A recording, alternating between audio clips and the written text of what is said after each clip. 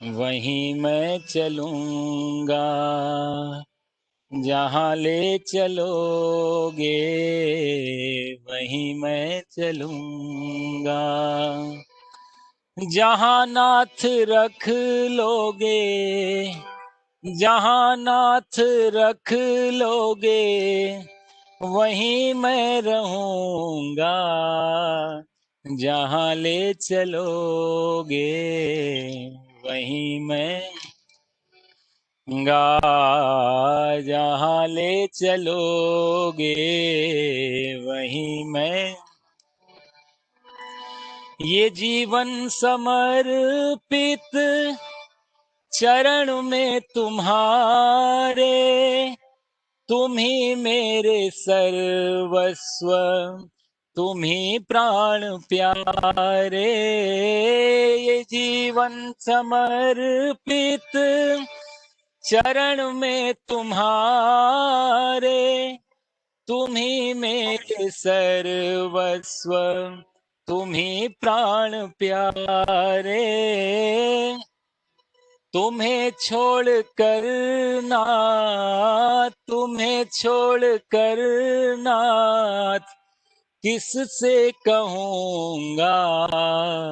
जहाँ ले चलोगे वहीं मैं चलूँगा। जहाँ ले चलोगे वहीं।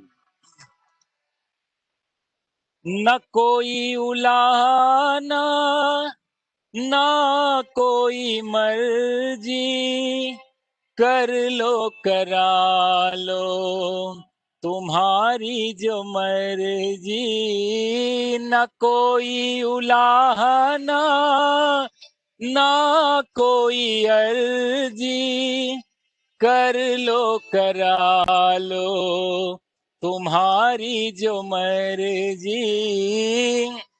कहना भी होगा नाथ, कहना भी होगा नाथ, तुमसे कहूँगा। जहाँ ले चलोगे वहीं मैं चलूँगा। जहाँ ले चलोगे।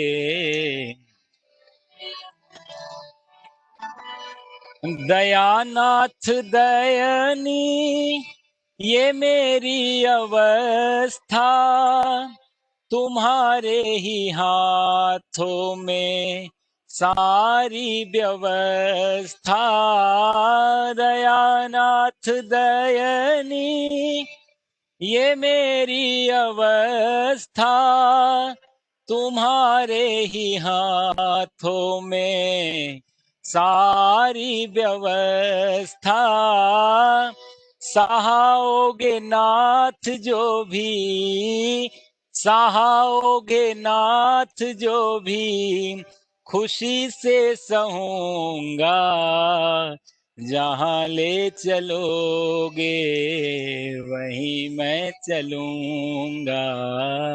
जहाँ ले चलोगे वहीं मैं।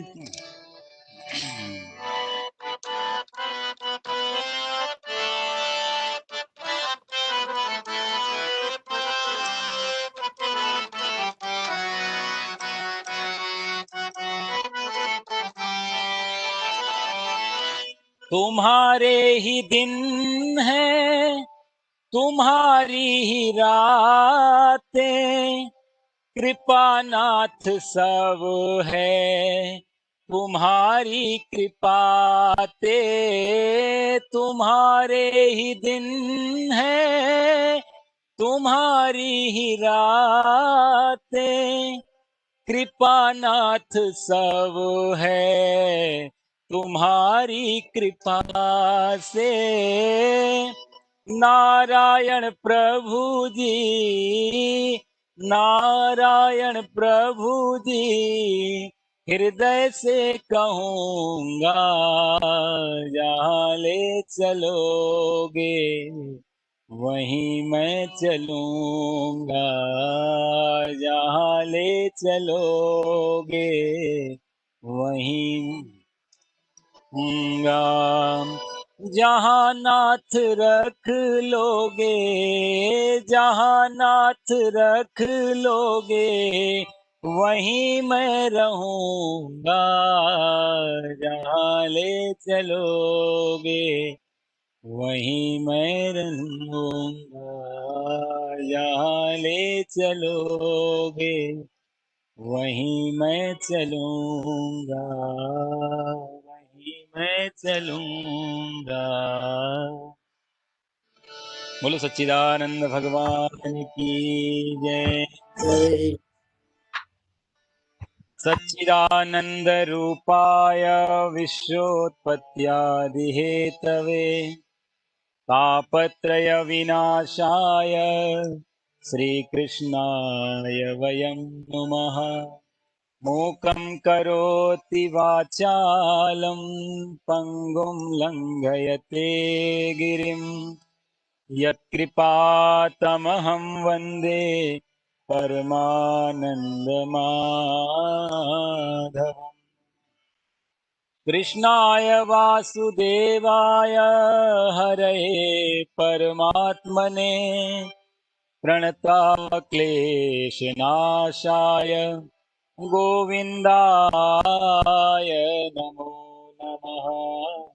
गोविन्दाय नमो नमः। सच्चिदानंद भगवान की जय। गीता जय। माता की जय। जय।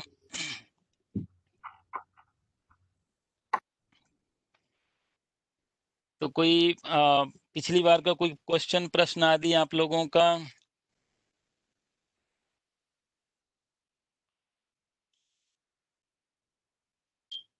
पंडित जी, एक छोटा सा प्रश्न था कि पिछले बार आपने कहा था कि मतलब कि यहाँ पे रह रहे हैं तो हम लोग काफ़ी कुछ नहीं कर सकते जो मतलब डेली लाइफ में जो करना चाहिए, लेकिन जैसे चींटी को हम लोग गुड़ चीनी वो सब खिला सकते हैं, पक्षियों के लिए दाना खिला सकते हैं, मछलियों को खिला सकते हैं। तो वैसे अगर और कोई 2-3 छोटी-छोटी चीज़ें जो हम लोग अपने लाइफ में ऑन अ डेली बेसिस अगर करना चाहें या करना उचित होगा, तो अगर वो आप बता पाएँ? जी जी जी जी जी।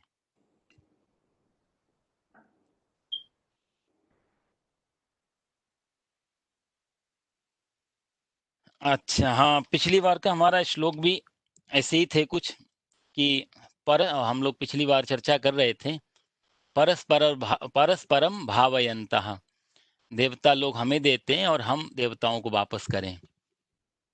तो पहली चीज ये है, देने से भी पहले जो बहुत समझने की चीज है वो है कि हमें पहले चीज मिली है, फिर हम दे पा रहे हैं। हमारे महाराज जी कहते थे कि पहले हमें जीवन में मिलता है या पहले हम देते हैं किसी को। तो पहले हमें मिलता है, फिर हम किसी को देते हैं कुछ। तो इसका अर्थ हुआ कि मिला पहले, दिया बाद में। दूसरी बात आती है कि मिलता ज्यादा है या हम देते ज्यादा हैं। मिलता ज्यादा है या हम देते ज्यादा हैं, तो उत्तर यही होगा कि मिलता है ज्यादा और देते हैं कम। ये दो चीजों को बहुत अच्छी तरह से दिमाग में रख लेना चाहिए। तो क्या देने की जो भावना है ना, वो बदलेगी। इससे बहुत दान का एक पूरा स्वरूप बदल जाता है इन दो बातों से, कि पहले मिला बाद में दिया, यानी कि पहले हमने लिया है कहीं से और फिर हम दे पा रहे हैं, और जो लिया है उसमें से हम दे पा रहे हैं, यानी कि लिया ज्यादा है, मिला हमें ज्यादा, उसमें से हम कुछ दे पा रहे हैं। तो इससे दो चीजें घटित होंगी। वो दो क्या होंगी, वो बहुत मनोवैज्ञानिक चीजें हैं ये, कि जब हमें मिला पहले और मिला ज्यादा, दो चीजें, तो हमने क्या उसको धन्यवाद दिया? जिसने हमें दिया और हमें देने के लायक बनाया, हमने उसको कभी धन्यवाद दिया? पिछली बार भी मैं आपसे दो ही बात कह रहा था कि हम ज्यादा से ज्यादा जो चीजें हम प्राप्त करते हैं जीवन में, हम दो चीजों पे डाल सकते हैं, वो कि हमने मेहनत लगाई और हमने बुद्धि लगाई। पिछली बार जो बात हुई थी। तो मेहनत और बुद्धि का हम हिस्सा निकाल लें, पर मेहनत और बुद्धि के बाद भी जो हमें मिला है, परमात्मा की कृपा से, देवताओं की कृपा से जिसकी भगवान चर्चा कर रहे हैं, तो उसका जो हिस्सा है, वो हमें निकालना ही चाहिए। तो ये जो चीज़ है कि मिला ज़्यादा और मिला पहले, तो उसको हम कभी धन्यवाद देते हैं या नहीं देते हैं। वही धन्यवाद का मतलब होता है जो हम पूजा, अर्चना, दान, धर्म आदि करते हैं। एक चीज़ तो वो हो गया एक स्वरूप। और दूसरा एक और ख़्याल रखने वाली बात है, जब हमने उसको धन्यवाद दिया या नहीं दिया वो भी विचारणीय है। लेकिन जब हम किसी को देते हैं तो हमारे अंदर अहंकार तो नहीं आता कि मैं दे रहा हूँ। जब व्यक्ति इतना समझ लेगा कि मुझे मिला पहले है, मिला ज़्यादा है और ज़्यादा मिले हुए से मैं कुछ निकाल के दे रहा हूँ, तो अहंकार नहीं आ पाएगा जिसको हम दे पा रहे हैं। नहीं तो अक्सर कई बार जगह-जगह हम लोग देखते हैं कि लोग एक पंखा भी लगाते हैं ना आश्रमों में, तो पंखे के जो पर होते हैं उसमें नाम लिख दिया जाता है। मेरे माताजी की या दादाजी की पुण्य स्मृति में उनका ये नाम, ये एड्रेस और ये हमने इसलिए एक पंखा दान किया। हज़ारों ऐसे जगह आपको मिल जाएँगी। बनारस जाओ, हरिद्वार जाओ, बड़ी-बड़ी जगह। एक छोटा-सा पंखा भी देना और कई बार तो मैंने आश्चर्य देखा, हम लोग बनारस में पढ़ते थे कि एक पंखे के 3 पर होते हैं, तीनों परों पे नाम लिखा हुआ है। तो यहाँ भगवान ये कहना चाहते हैं कि आप पंखा देने लायक आपको बनाया किसने? उसके लिए आप कितना धन्यवाद दे पा रहे हैं, जो आप अपने पंखे के तीनों चीज़ों पे। तो जब हमारे पास ये 2 चीज़ें आ जाएँगी कि हमें भगवान ज़्यादा दे रहा है हमारी मेहनत, हमारी और बुद्धि से, हमारी औकात से, हमारी जो परिस्थिति उससे हमें सदैव ज़्यादा दे रहा है, तो शायद वो इसलिए दे रहा है कि तुम भी आगे बढ़ाओ। शायद उसने भरोसा किया आप पे, कि आप पे हम ज़्यादा देंगे तो आप शायद समाज के लिए कुछ कर पाएँगे। और ये मनुष्य के पास ही ऐसी स्वतंत्रता है कि वो अपना भी भला करे, परस्परम भावयन्त अपना भी भला करे और दूसरे का भी कल्याण करे। तो भगवान इस भरोसे से आदमी को श्री संपन्न बनाता है। और जब ऐसा नहीं करते हैं, तो एक किसी शायर की 2 पंक्तियाँ मेरे को याद आ रही हैं, बड़ी सुंदर पंक्तियाँ, शब्दों में कोई बहुत बड़ वो नहीं है लेकिन आप भाव देखो कितना सुंदर कहा। वो कहते हैं कि ऐसे-वैसे, कैसे-कैसे, कैसे-कैसे, ऐसे-वैसे हो गए। कैसे-कैसे हम बोलते हैं ना क्या आदमी है आप कैसे-कैसे ऐसे-वैसे हो गए। समय का जब चक्र घूमता है तो ऐसे-वैसे ही हो जाते हैं आप और फिर दूसरी लाइन में उसने बोला कि ऐसे-वैसे कैसे-कैसे हो गए। तो जब हम अपने दान का हिस्सा हमें मिली हुई प्राप्ति का जो हमें प्राप्त हुआ उसका हिस्सा नहीं निकालते हैं तो फिर ऐसे वैसे हो ही जाते हैं। तो दुख या गरीबी या दरिद्रता या जीवन में जो भी है वो कुछ काफ़ी कुछ हद तक हमारा प्रारब्ध भी है लेकिन इस जीवन के कर्म भी उसमें बहुत बड़ा रोल प्ले करते हैं। तो पहली चीज़ तो ये है कि देने के बाद भावना ये आए कि हमें इस लायक बनाया और सदैव इस लायक बना के रखें कि हम हाथ हमारा ऐसे रहे, कभी ऐसे ना हो और ऐसे हो भी तो परमात्मा के पास जाके हो और वो भी जो हमारी ज़रूरत की चीज़ें हों उसके लिए हो, एक्स्ट्रा कभी नहीं।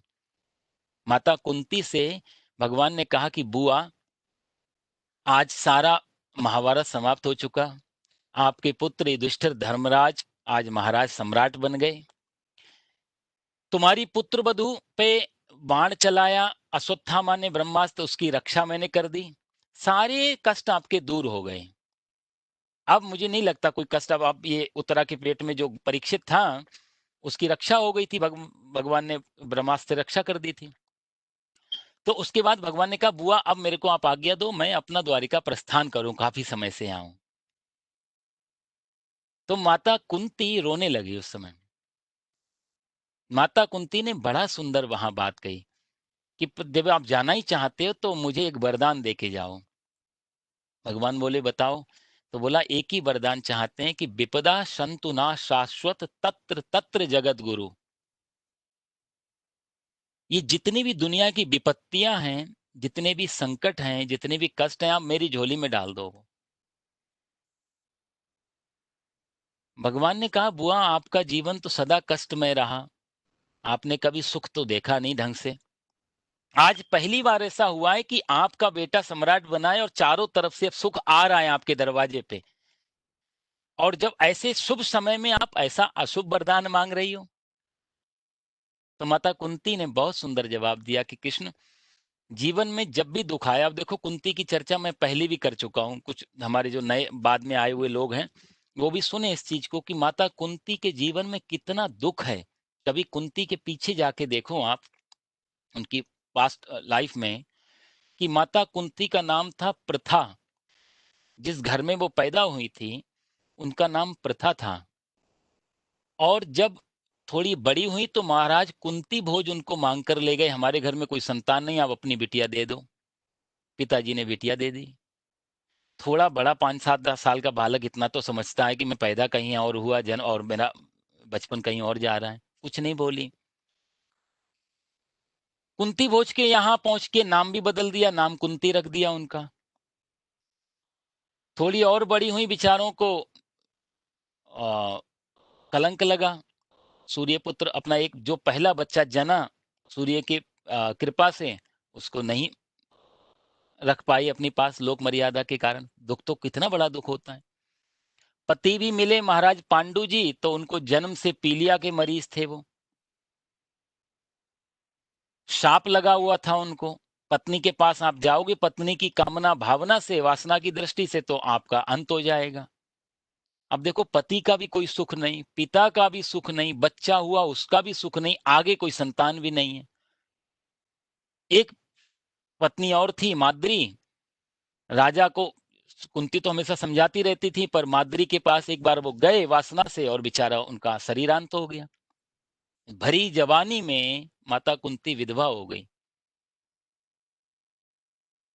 एक भी दिन चैन से नहीं गया कि मेरे पास में कोई सुख है।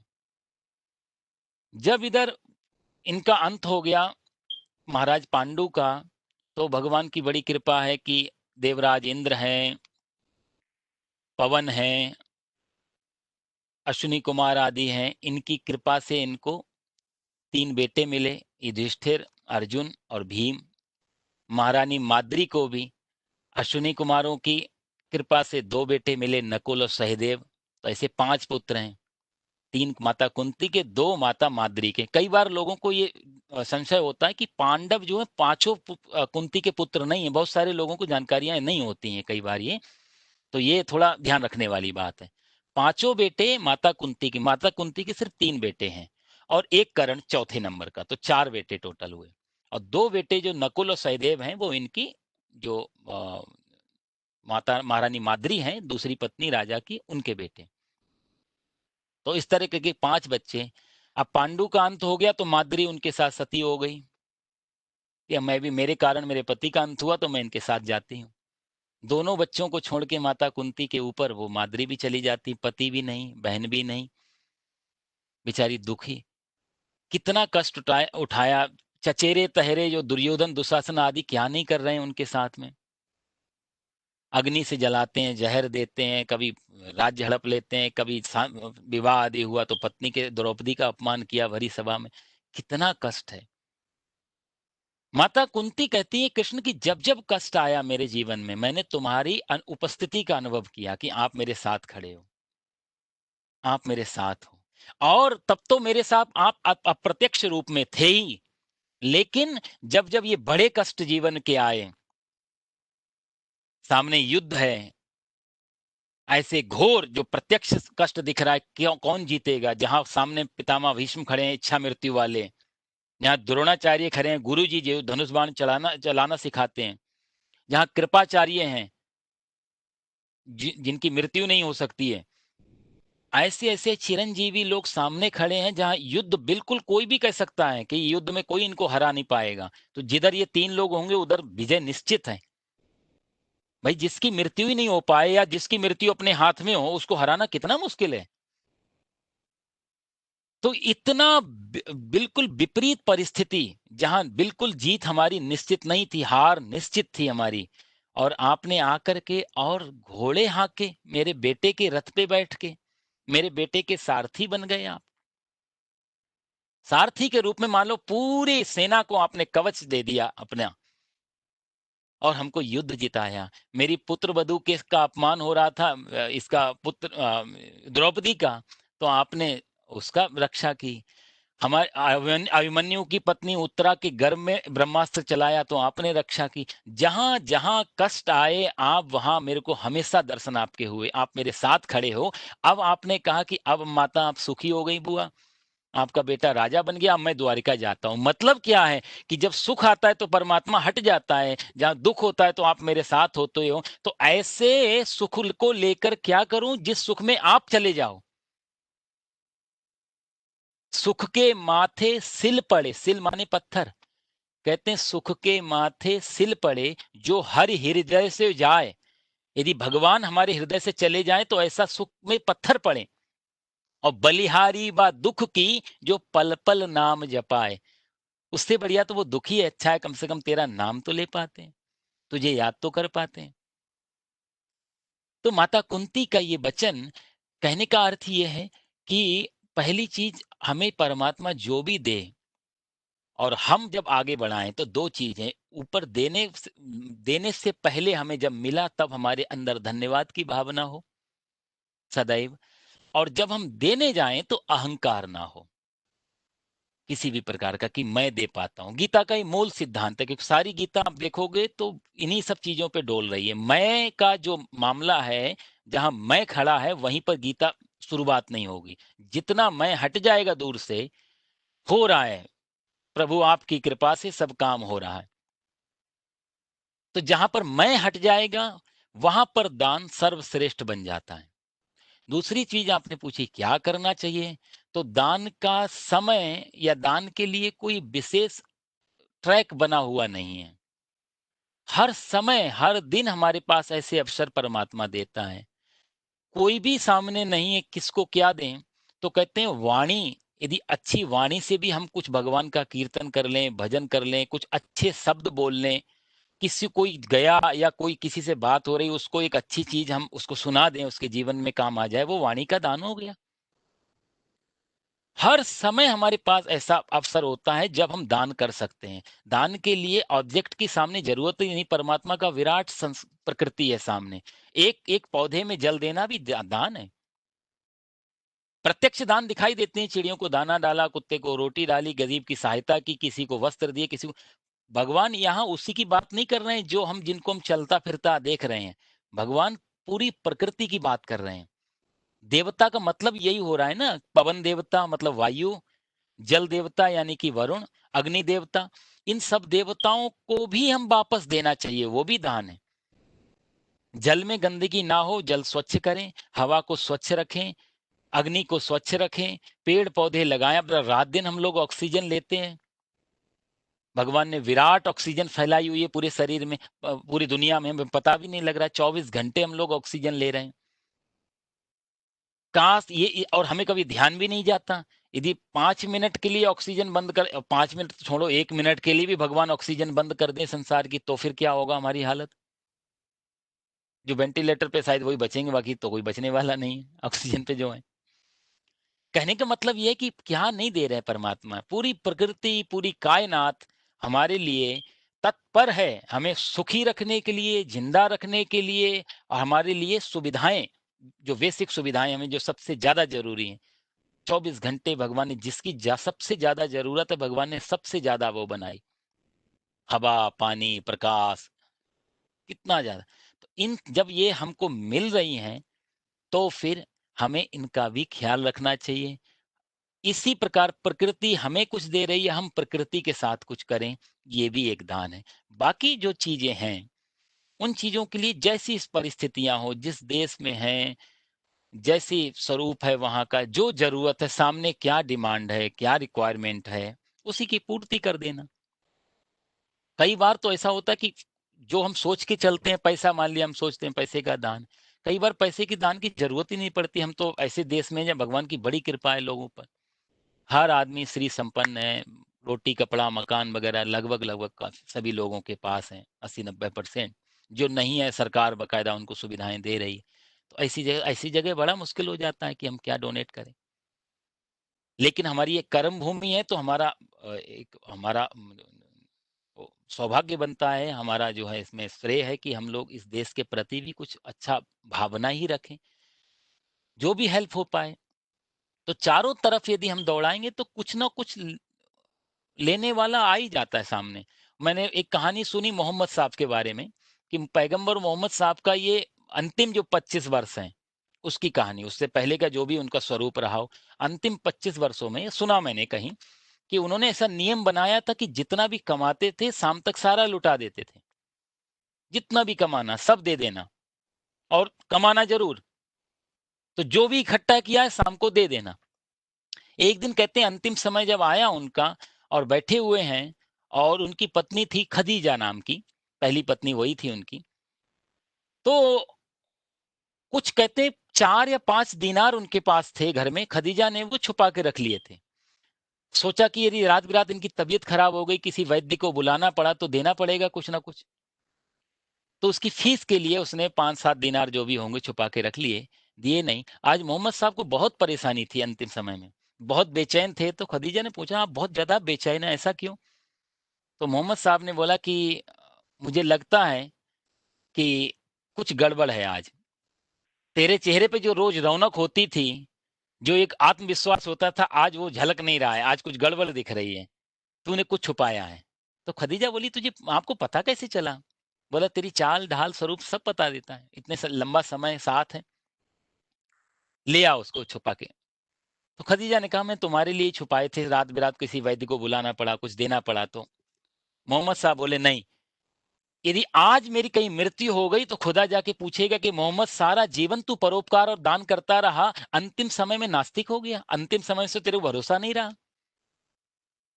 उस गिल्टी को लेके मैं मरना नहीं चाहता हूँ। तू लेके आ जा और बाँट के आ जा वो।" रात के 12 बज रहे थे, खदीजा ने पूछा, "लेकिन अभी होगा कौन?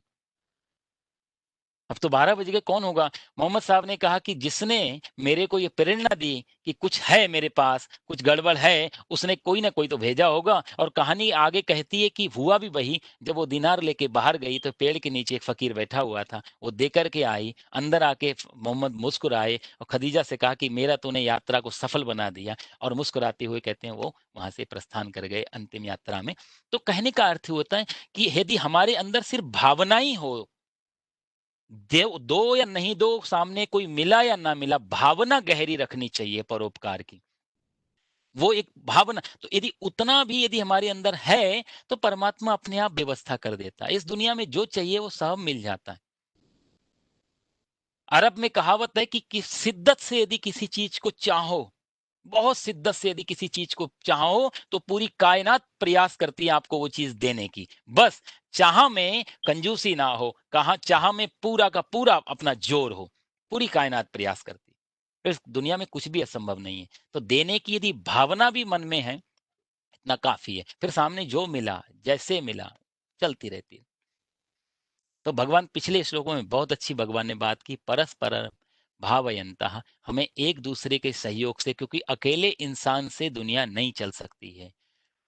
अकेला इंसान रह जाए, बाकी सब चले जाएं, तो भी इंसान सुसाइड कर लेगा, मर जाएगा, वो नहीं रह पाएगा। इंसान को इंसान की जरूरत, हम एक दूसरे से जुड़े हुए हैं, मित्र के रूप में, शत्रु के रूप में, अजनबी के रूप में, लेकिन जुड़े तो हैं। हम बाजार जाते हैं कि हमारी जान पहचान के सारे लोग नहीं होते वो, लेकिन भीड़ देख के अच्छा लगता है। हम बोले भीड़ देख के क्यों अच्छा लगता है, आपका तो कोई जान पहचान का भी नहीं है, लेकिन अच्छा लगता है ना।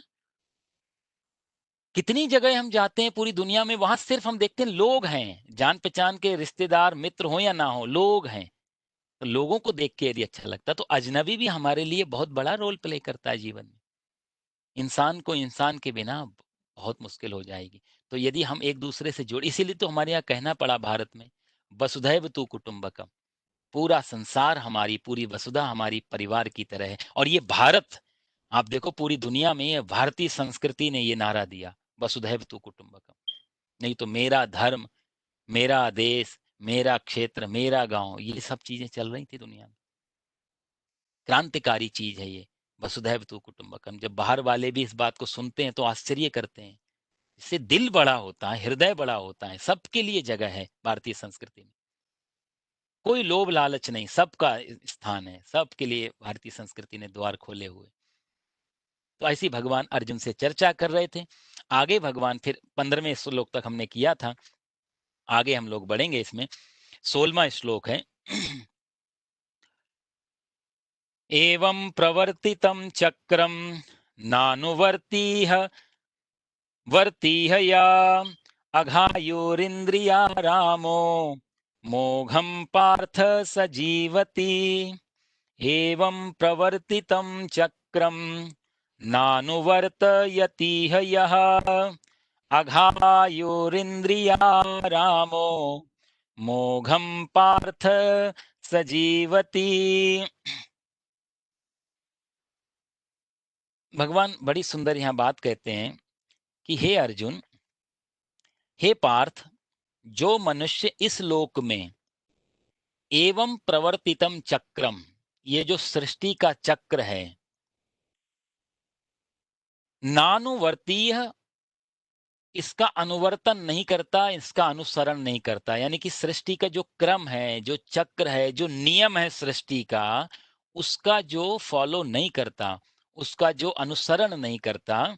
अघायुर इंद्रियारामो, इंद्रियों के द्वारा भोगों का रमण करता है, वो व्यक्ति पापी है और मोघम सजीवती, वो व्यर्थ ही इस संसार में जीता है।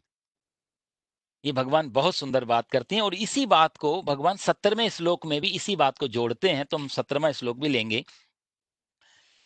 यस्त्वात्मरतिरेव स्यात् आत्मतृप्तश्च मानवः आत्मन्नेव च सन्तुष्टस्तस्य कार्यं न विद्यते।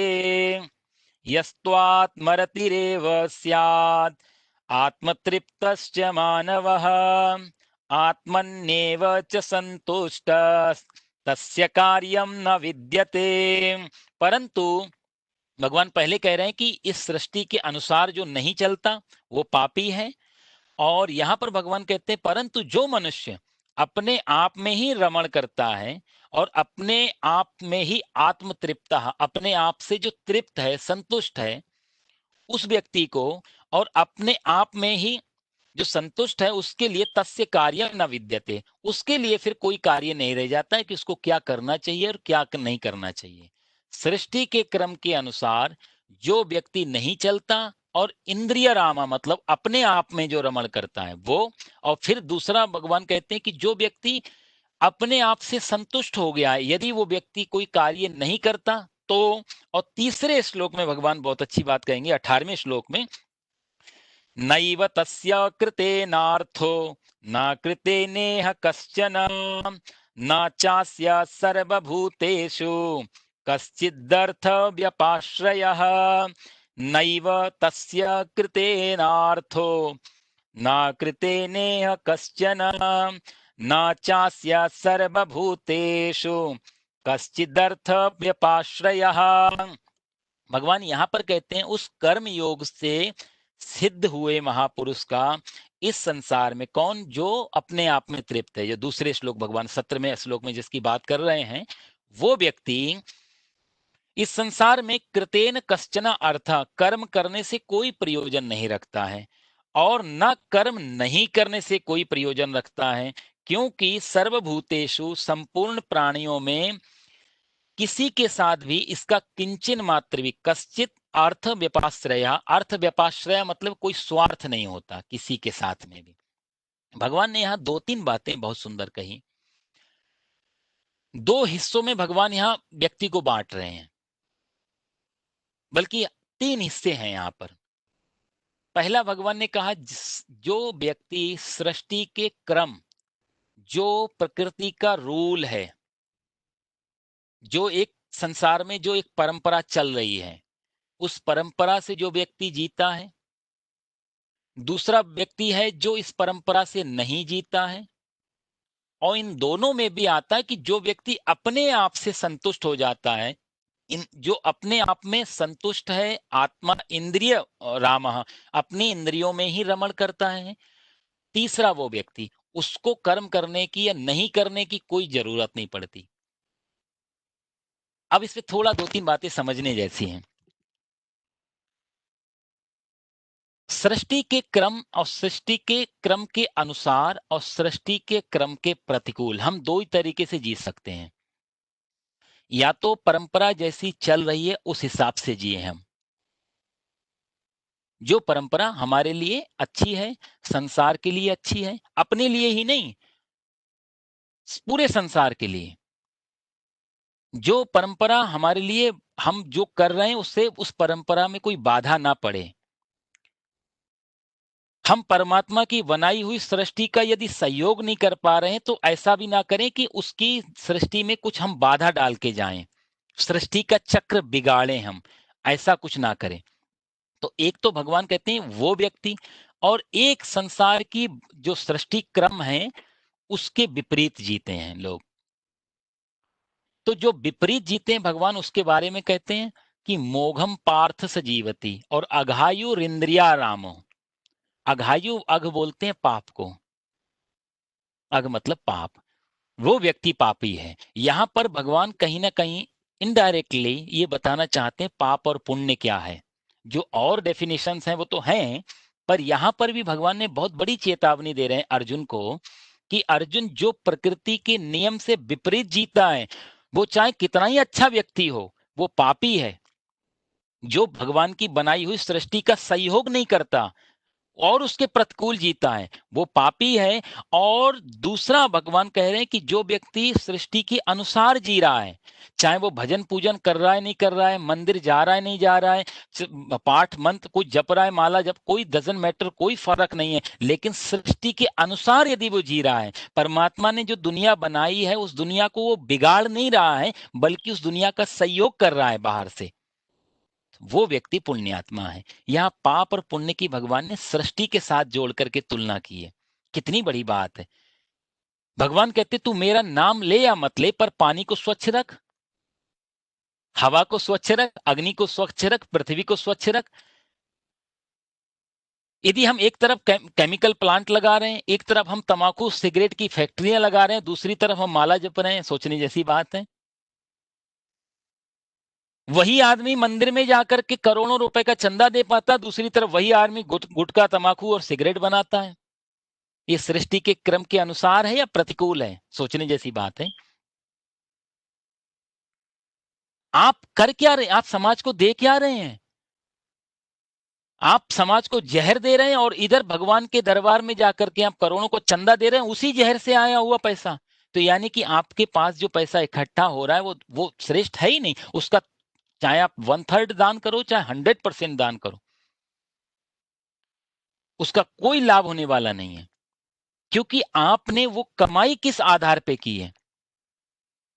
एक तरफ आदमी पूरी दुनिया में टेररिज्म फैला रहा है, अब वो कह रहा है तुम्हारे पूरे परिवार का भरण पोषण हम कर लेंगे। आजकल आते हैं ऐसे आतंकवादियों के परिवार का पूरा भरण पोषण का खर्चा उठाती हैं ये जिहादी लोग, और कहते हैं हम पूरा खर्चा देंगे, तुम जाके सुसाइड बम बन जाओ, प्लेन क्रैश कर दो, मर जाओ, लोग तुम्हारे बच्चों को हम पाल लेंगे। और वही लोग उन्हीं के बच्चों को पालने के लिए चंदा मांगते हैं समाज से, और सोचते हैं हम उसमें दान कर रहे हैं। उन्होंने किया क्या, शुरुआत क्या की, वो चंदा मांगने की जरूरत क्यों पड़ी? क्योंकि जो आदमी कमा खा रहा है उसको तो आपने मरवा दिया जिहाद के नाम पे। अब यदि वो सोचे कि हम बहुत अच्छा काम कर रहे हैं, ये सृष्टि के अनुसार नहीं है।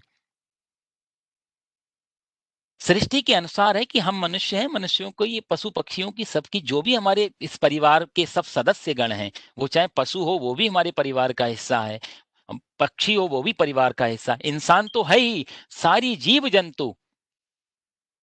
आ ब्रह्मन भुवनान लोका, जब तर्पण देते हैं ना श्राद्धों में, तो श्राद्धों में तर्पण देते समय माता पिता दादा दादी नाना नानी सबके नाम से हम तर्पण दिया जाता है, तिल जल मिला करके।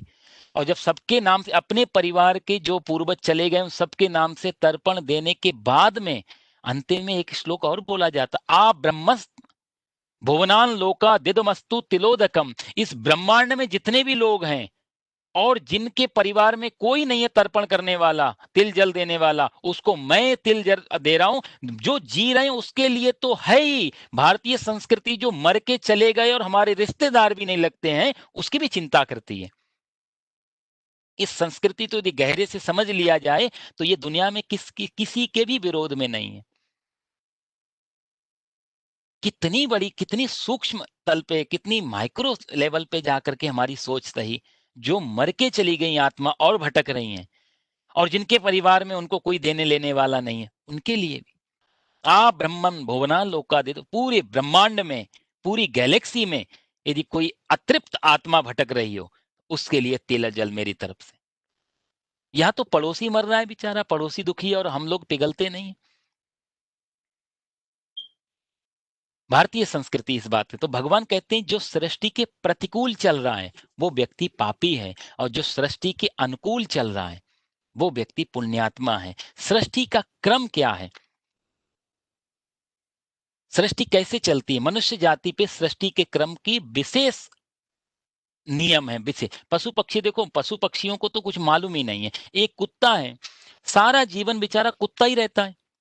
यदि उसको बोलो कि अब जमाना बदल गया, तुम थोड़ा सा मॉडर्न हो जाओ, तो कोई कुत्ता मॉडर्न नहीं होगा। जो कुत्ता पहले जो कुत्ता था वही कुत्तापन उसके अंदर आज है। लाखों सालें हो गई बने हुए मनुष्य को। कोई कुत्ता आजकल बदला, कोई शेर बदला। शेर ने कभी सोचा कि अब तो मॉडर्न जमाना आ गया, अब थोड़ा हम भी वेजिटेरियन हो जाते हैं, कभी उसने सोचा? किसी गाय ने सोचा कि हजारों सालों से मैं हमेशा वेज खाती हुई आ रही हूं, अब थोड़ा नॉन वेज खा लूं? किसी गाय ने चखा, किसी भैंस ने चखा? ये मनुष्य ही ऐसा है जो हमेशा बदल रहा है।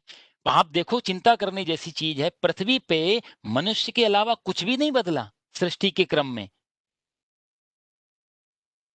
पौधे का वैसे ही रूल है, वृक्ष वैसे ही आम आम का ही फल दे रहा है। कोई आम पपीता नहीं देता, पपीते का फल आम नहीं देगा। गाय जो चारा भूसा घास खा रही थी आज से हजारों साल पहले, कृष्ण भगवान जब 5500 साल पहले हुए और गाय को चारा खिलाते थे, वही गाय आज भी चारा खा रही है। भूखी मर जाएगी गाय लेकिन मांस नहीं खाएगी, और शेर भूखा मर जाएगा लेकिन घास नहीं खाएगा।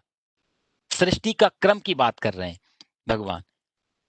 इसलिए शेर भूखा मर जाता है लेकिन घास नहीं खाता, तो शेर के लिए कोई दोष नहीं है, उसका वो भोजन है। उसके उसके अंदर की भगवान, शेर का बच्चा उसको कोई सिखाने थोड़ा ना जाता है, क्या उसका भोजन है, अपने आप सीख जाता है शिकार करना। सृष्टि का क्रम, लेकिन मनुष्य बदला, और मनुष्य को कोई परमात्मा ने नहीं बदला, मनुष्य अपने आप धीरे, हम बोलते हैं ना विकासवाद हुआ, ये विकास बढ़े। तो हम विकास से किस तरफ जा रहे हैं? सृष्टि के अनुसार जा रहे हैं, सृष्टि के क्रम में हम आगे बढ़ रहे हैं, या सृष्टि से लड़के आगे बढ़ रहे हैं? मैंने आपसे पिछली बार भी कहा कि अध्यात्म, भारतीय धर्म ने प्रकृति को, यानी कि मटेरियल जो भी है बाहर, जितनी भी पदार्थ हैं, किसी भी पदार्थ को और इंसान को ये दो में नहीं बांटा। उसके लिए पदार्थ और इंसान, मानव, दोनों एक ही हैं। जड़ चेतन दोनों सृष्टि को एक ही तरीके से लिया है। विज्ञान ने, पाश्चात्य जो विज्ञान हुआ या मॉडर्न साइंस है, उसने पदार्थ को अलग कर दिया और प्रकृति को अलग कर दिया, और पदार्थों के साथ साइंस लड़ा। चंद्रमा पे हम पहुंच जाएंगे, हम चंद्रमा को नमस्कार करते थे, कभी जाने की कल्पना भी नहीं आई इंसान के अंदर। लेकिन विज्ञान कहता नहीं, हम जाएंगे वहां, खोजेंगे, खोदेंगे, देखेंगे, घर बनाएंगे, रहेंगे। मार्स पे जाएंगे, अभी धूमकेतु राहु केतु कहां कहां जा रहे हैं। विज्ञान प्रकृति से लड़ रहा है, और कृष्ण भगवान प्रकृति के साथ चल रहे हैं, प्रकृति को और मानव को साथ लेकर के जाए। इसलिए नदी को हम प्रणाम कर लेते हैं, और विज्ञान क्या आएगा, उस नदी का पानी लेकर के उसको तोड़ने की कोशिश करेगा, इसके अंदर क्या क्या चीजें हैं।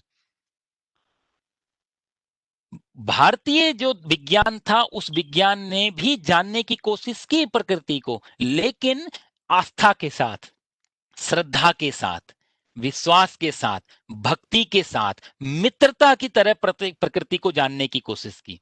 उसने हवा को जाना, प्रकाश को जाना, अग्नि को जाना, तो मित्रता की, देवत्व की दृष्टि से, श्रद्धा की दृष्टि से।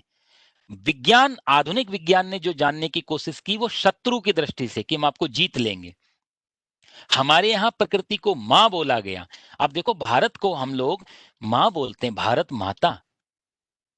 किसी भी दुनिया में, किसी भी देश को कोई आदमी मां नहीं बोलता है। राष्ट्रभक्ति होती है, लेकिन मां शब्द कोई यूज नहीं करता, कि कोई बोले कि पाकिस्तान माता या अमेरिका माता या ऑस्ट्रेलिया माता, कोई भी नहीं। भारत ने कितनी बड़ी, भारत को भी मां कहा। कोई दिखती है कोई मां वगैरह, कोई ऐसा कोई स्वरूप है उसका? कुछ भी नहीं। सिर्फ एक उसका नक्शा बनाया और हमने उसको मां बोल के प्रणाम किया। कितनी गहरी चिंतना है। ये भी एक विज्ञान है। हमने पूरे देश को जानने की कोशिश भी की, किसी प्रकृति को जानने की कोशिश की, तो उसके तरफ मित्रता का हाथ बढ़ा करके इंट्रोड्यूस करने की कोशिश की।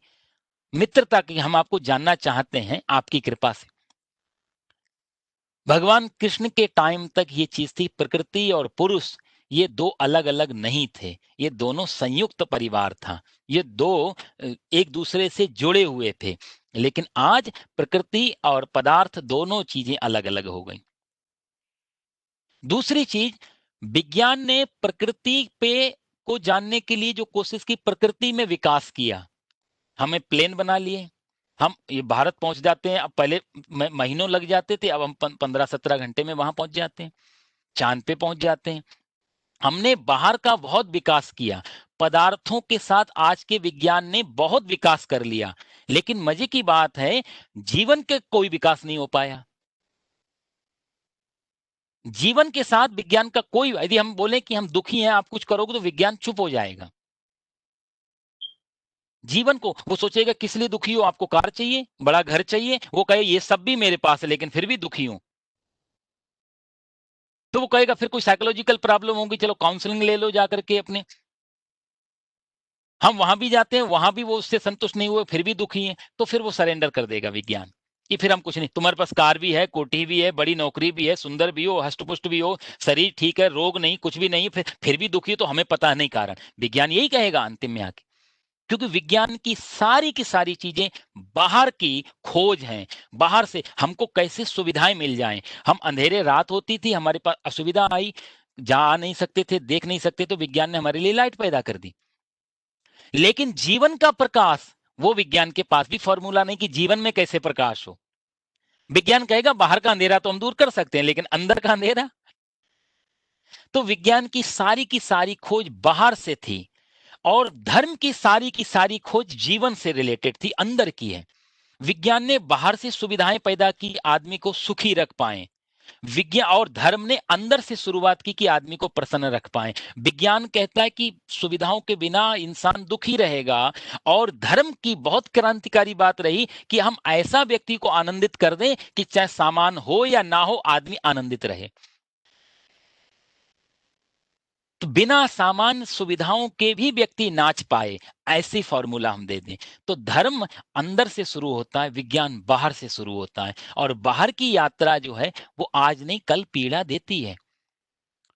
इसलिए भारत में बहुत गहरी चीजें, मैंने आपसे एक बार पहले चर्चा की थी कि भारत में वर्ण व्यवस्था थी। आपको मैंने बताया ब्राह्मण, क्षत्रिय, वैश्य, शूद्र, तो ये 4 वर्ण व्यवस्था थी। एक व्यवस्था यहां भगवान अर्जुन से और इनडायरेक्टली बात कर रहे हैं कि जो सृष्टि का क्रम क्या है, वो इन 4 व्यवस्थाओं को मैं आप बताऊंगा, उससे आप समझ पाएंगे इस श्लोक को अच्छी तरह से, ये तीनों श्लोकों को कैसे होगा। तो वर्ण व्यवस्था मैंने आपसे बात कर ली। वर्ण व्यवस्था के बाद में जो व्यवस्था आती है आश्रम की व्यवस्था, कि आश्रम कैसे चलेगा। तो 4 वर्ण होते थे, 4 आश्रम होते थे, आप लोग जानते होंगे। ब्रह्मचर्य आश्रम, गृहस्थ आश्रम, वानप्रस्थ आश्रम, और अंतिम था संन्यास आश्रम। अच्छा, वेद में लिखा था शतम जीवेम शरदः, आता है ना उसमें, श्री वर्चस्वमा वेदाच्छोमानम मह्यते धनम धान्यम पशुम बहुपुत्र लादम सत्संवत्सरम दीर्घमायु, ऐसा करके आशीर्वाद देते थे ब्राह्मण लोग। तो 100 वर्ष की अवस्था मानी जाती थी उस समय। एक व्यक्ति 100 साल उसको जीना ही चाहिए। अब तो 100 साल पहुंचना थोड़ा मुश्किल हो गया। क्यों मुश्किल हुआ, वो भी हमारे पास यहां भगवान उत्तर दे रहे हैं। सृष्टि के क्रम से प्रतिकूल जाएंगे तो आयु घटेगी, निश्चित घटेगी। तो खैर वो चर्चा हम फिर कभी करेंगे कि क्यों आयु घट रही है आज, और पहले आयु क्यों ज्यादा थी, उसके भी पीछे बहुत सारे फैक्ट हैं। तो पहले जो भारत में 4 व्यवस्थाएं थी, और 100 साल की उम्र का एक पैमाना था, जो लाइफ का मेजरमेंट था वो 100 ईयर था, कि एक 100 साल। अब चलो मान लो 90 साल या 80 साल मान के चलते हैं, तो हमने उस 100 साल में 4 भाग कर लिए जीवन के, 25 25 25 25 ऐसे करके 25 वर्ष। तो जो जीवन के पहले 25 वर्ष थे, उसको हमने कहा ब्रह्मचर्य आश्रम। और उस ब्रह्मचर्य आश्रम में भी जो 5 साल थे, 25 वर्ष, शुरुआत के 5 साल वो हमारे घर में गुजरते थे। अक्सर 5 साल तक माता गुरु हो जाती थी, पिता गुरु हो जाते थे, दादा दादी गुरु होते थे। क्योंकि घर में संयुक्त ज्वाइंट फैमिली थी, तो हमारे पास दो दो गुरु माँ, माता और दादी, पिता और दादा, लगभग मोटे तौर पे। तो 4 गुरु हमारे घर में होते थे। तो 5 वर्ष तक वो बच्चे को अपने हिसाब से शिक्षा देते थे। चाणक्य ने भी बहुत सुंदर बात कही, लालयेत पंचवर्षाणि 10 वर्षाणि ताड़येत प्राप्ते तु षोडशे वर्षे पुत्र मित्र वदाचरेत। 5 साल तक बच्चा हो उसको बहुत प्यार करना चाहिए। लालयेत, खूब लालन करो, खूब प्यार करो, खूब उसको जितना आप उसको प्यार कर सकते हो उतना करो। लेकिन प्राप्ते तु 10 वर्षाणि ताड़ेत, 10 वर्ष का बच्चा जब पहुंचे तो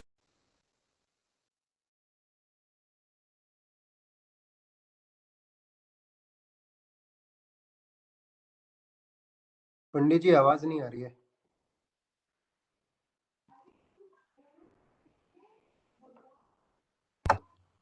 हेलो। हाँ अब आवाज आ रही है। अच्छा, सॉरी। तो मैं बता रहा था कि जो आ, तो वो जो बच्चा 10 वर्षाणी ताड़े, तो 10 वर्ष का जब बच्चा पहुंचेगा तो उस समय उसके ऊपर अंकुश का एक नियंत्रण होना चाहिए। क्या करना है, क्या नहीं करना है, क्या सही है, क्या गलत है, ये माता पिता दादा दादी इनका बहुत बड़ा रोल होता था समझाने में शुरुआत में। और प्राप्ते तु षोडशे वर्षे, जब 16वां वर्ष में बच्चा प्रवेश कर जाए तो लड़की हो चाहे लड़का हो, पुत्र मित्र वदाचरित, संसार और संतान हमारी मित्र की तरह हो जाती है, चाणक्य कहते हैं। अब देखो, सैकड़ों साल पहले चाणक्य ने जो बात बताई कितनी लॉजिक वाली बात है कि यदि हम संतान के साथ में उसकी जो युवावस्था आ रही है, 16वां वर्ष लग रहा है, उस युवावस्था में उसके अंदर बहुत सारे सीक्रेट्स आएंगे, जीवन में बहुत उतार चढ़ाव आएंगे, बहुत सारी ऐसी बातें होंगी जो वो करना चाहता होगा माता पिता के साथ में। और यदि हम उसको वैसा व्यवहार नहीं देंगे तो वो बात तो बताएगा, उगलेगा, लेकिन घर पे नहीं, फिर चौराहे पे, सड़कों से, बाहर वालों से। तो चाणक्य ने बात कही थी कि आप उसके मित्र हो जाओ, आप उसके फ्रेंड हो जाओ, और ताकि वो दिल की सारी भड़ास घर पे निकाल पाए, घर की बात चौराहे पे नहीं जाए। आज बच्चे माँ बाप से इतना ज्यादा डरते हैं, भारत की बात कर रहा हूं। वो वो दूसरे दुश्मन को तो बता देंगे लेकिन घर पे नहीं बता पाते। कारण क्या है कि वो अंकुश है, वो पैट्रियार्की की जो चलती थी, पितृ सत्ता की नहीं, बच्चा डरता है। तो हमारी भारत की ये जो ब्रह्मचर्य आश्रम के जो 25 वर्ष लिए गए, ये इसी हिसाब से कि उस बच्चे के अंदर शक्ति इकट्ठी हो रही है, उस बच्चे के अंदर ऊर्जा बन रही है, वो बच्चे का बुद्धि का विकास हो रहा है। वो ब्रह्मचर्य आश्रम था। ब्रह्मचर्य का मतलब ये नहीं था कि वासना नहीं है, काम नहीं है, ये सब चीजों को। ब्रह्मचर्य का मतलब होता था ब्रह्म में चर्या, एक एक एक अच्छा सामने लक्ष्य तैयार करना। परमात्मा ने जो सृष्टि बनाई है, पूरा सृष्टि परमात्मामय है, हमें उसकी खोज करने के लिए ब्रह्म में जो चरण करे वो ब्रह्मचर्य। तो ये जो 25 वर्ष थे बच्चे के, ये बहुत ही ज्यादा जरूरी थे। हम इसको हर चीज से कंट्रोल देते थे, माता पिता घर में, और बाद में जब गुरु जी के यहाँ आश्रम में जाएगा वो बच्चा, तो वहां जाकर के नियम धर्म से रहेगा। क्योंकि अभी सब भरने का, क्योंकि खाली बच्चा खाली पात्र की तरह आया है। वो जब खाली घड़े की तरह है तो उसमें माता पिता भी कुछ डाल रहे हैं, दादा दादी भी कुछ डाल रहे हैं, गुरु जी भी कुछ डाल रहे हैं, क्योंकि खाली पात्र में कुछ ना कुछ पड़ेगा। तो वो अच्छा है कि किसी अपने से, किसी शुभचिंतक से पढ़े, नहीं तो दुनिया वाले कुछ डालेंगे। तो हम ऐसे माहौल में उसको भेज देते थे जहां उसका कल्याण हो, जहां वो अच्छी तरह से पके वहां पर घड़े में। तो गुरुकुल परंपराएं थी हमारे यहाँ। और एक बड़ी अच्छी बात थी कि गुरुकुल परंपराओं में आप देखो तो अमीर गरीब राजा और रंक सबके बच्चे एक साथ पढ़ते थे, एक जैसा ड्रेस कोड, एक जैसी व्यवस्थाएं, एक जैसा सब सुविधाएं। तो बच्चे के अंदर मानवता जगती थी, बड़े छोटे का जो भेद था वो खत्म होता था वहां पे। बच्चा वहां, आप कृष्ण जो भगवान श्री कृष्ण जो गीता कह रहे हैं आप उनको भी देखो। श्री कृष्ण मथुरा में राजा के बेटे हैं वसुदेव जी के पास, जब आ गए वृंदावन से वापस, वसुदेव जी उग्रसेन जी राजा के यहाँ आए, क्या जरूरत थी उनको वहीं पर बुला लेते। लेकिन नहीं, उन्होंने उज्जैन सांदीपनी आश्रम में भेजा उनको। कहाँ मथुरा, कहाँ उज्जैन, 500-700 किलोमीटर का फर्क तो होगा ही शायद। इतना दूर बच्चे को भेजा है। 11 साल 56 दिन की अवस्था थी भगवान ने जब वृंदावन छोड़ा था। 2-3 दिन 4 दिन हफ्ता और लगा लो तो ज्यादा से ज्यादा 11 साल 3 महीने पूरे हो रहे होंगे उनकी अवस्था को। तुरंत घर पे आते ही सिर मुड़वाया, सांदीपनी गुरु जी के आश्रम में भेज दिया गया भगवान को। और भगवान वहां पर जाके कृष्ण पढ़ रहे हैं जहां पर सुदामा भी पढ़ रहा है। और सुदामा किस घर से आता है? नितंत विपन्न घर से आता है, जहां बिल्कुल गरीबी है। पर दोनों साथ साथ लकड़ियां काटने जा रहे हैं, साथ साथ गुरु जी के आश्रम में झाड़ू लगा रहे हैं, साथ साथ भिक्षा मांगने जा रहे हैं। अब देखो, राजा का बेटा और भिक्षा मांगने जा रहे हैं। हेलो, हाँ जी। तो साथ साथ में ये दोनों लोग कार्य कर रहे हैं एक जैसा। अच्छा, बचपन में तो इतनी जानकारी होती नहीं कि मैं बड़े आदमी का बेटा हूं, या मैं इतने बड़ा, मेरा मेरा वो है, बैकग्राउंड है। बच्चे तो इनोसेंट होते हैं। तो ये जो पहली स्थिति में, हम बाद में चाहे कितनी भी कोशिश करें, ये जो वेस है, इसमें दिमाग में डालने की कोशिश की कि तुम्हारे पास जो कुछ भी हो, लेकिन अंतिम में तुम एक इंसान हो, सामने वाला भी इंसान है। तो वहां पर एक मानवता, वो आदमी बच्चे के अंदर जाती थी एक जैसा। अब के बच्चे बेचारे, अब अमीर बच्चों के बड़े बड़े हॉस्टल में जाके पढ़ रहे हैं, गरीब बच्चों के गरीब स्थान में पढ़ रहे हैं। ड्रेस कोड भी अलग हो गए, खाना पीना भी अलग हो गया, रहना सहना भी अलग हो गया, सुविधाएं इतनी दे दी गई। संघर्ष है ही नहीं आजकल के स्टूडेंट के जीवन में। उस समय इतना संघर्ष कर लेता था बच्चा। आप गुरुकुल में देखो, पुरानी परंपराएं उठा करके आप देखेंगे, तक्षशिला नालंदा यूनिवर्सिटी के प्रोफेसर से मिले आप, पुराने पुराने जो लोग जानकार हैं, इतना संघर्ष होता था। और वो संघर्ष कोई ऐसा नहीं था कि तुम ऐसे ही पहाड़ तोड़ो। वो संघर्ष एक बिल्कुल संघर्ष से, भिक्षा मांग के लाओ, आपको मालूम पड़े भिक्षा मांगना कैसा होता है, आपका अहंकार खत्म हो। मांगने में अहंकार जाता है। यदि आज आप मांग नहीं सके तो कल को आपको देते समय अहंकार आएगा। तो मांगते समय अहंकार खत्म कर दिया गया तो देने के पर भी अहंकार नहीं आएगा, क्योंकि आपकी जो वेश है, जो नींव है, आपको मालूम पड़ेगा। कभी आप मांग रहे थे, आज सामने वाला मांग रहा है, कल आपके पास नहीं था, आज इसके पास नहीं था, इतना सा अर्थ रह जाएगा। तो राजा के बेटे को भी साथ साथ मांगने भेजा जाता था कि ये राजा का बेटा, इसको नहीं ऐसा तो नहीं था। सबके लिए नियम बराबर थे। संघर्ष था विद्यार्थी जीवन में। और बहुत अच्छी एक बात लिखी है कि सुखार्थिना कुतो विद्या और विद्यार्थिना कुतो सुखम। जो जो स्टूडेंट, जो विद्यार्थी सुख चाहता होगा, उसके लिए कुतो विद्या, उसके लिए कोई विद्या नहीं है। और विद्यार्थिना कुतो सुखम, और जिसको विद्या चाहिए, जो विद्या का अर्थी है, जो विद्या का चाहने वाला है, उसके लिए कुतः सुखम, उसके लिए सुख कहाँ है?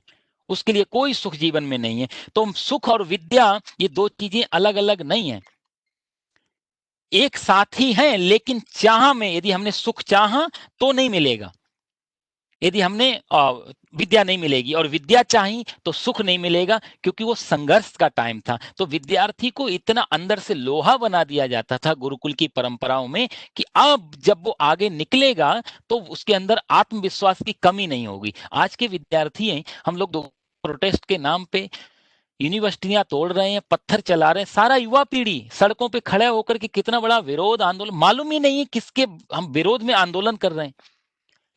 आज युवा पीढ़ी जो नशेड़ी गंजेड़ी बन रही है, जो पत्थर मार रही है दूसरे के घरों पे, जो तोड़फोड़ कर रही है, जो विरोध कर रही है, उसका कारण कुल इतना है कि उसके पास काम नहीं है, उसके पास संघर्ष नहीं है।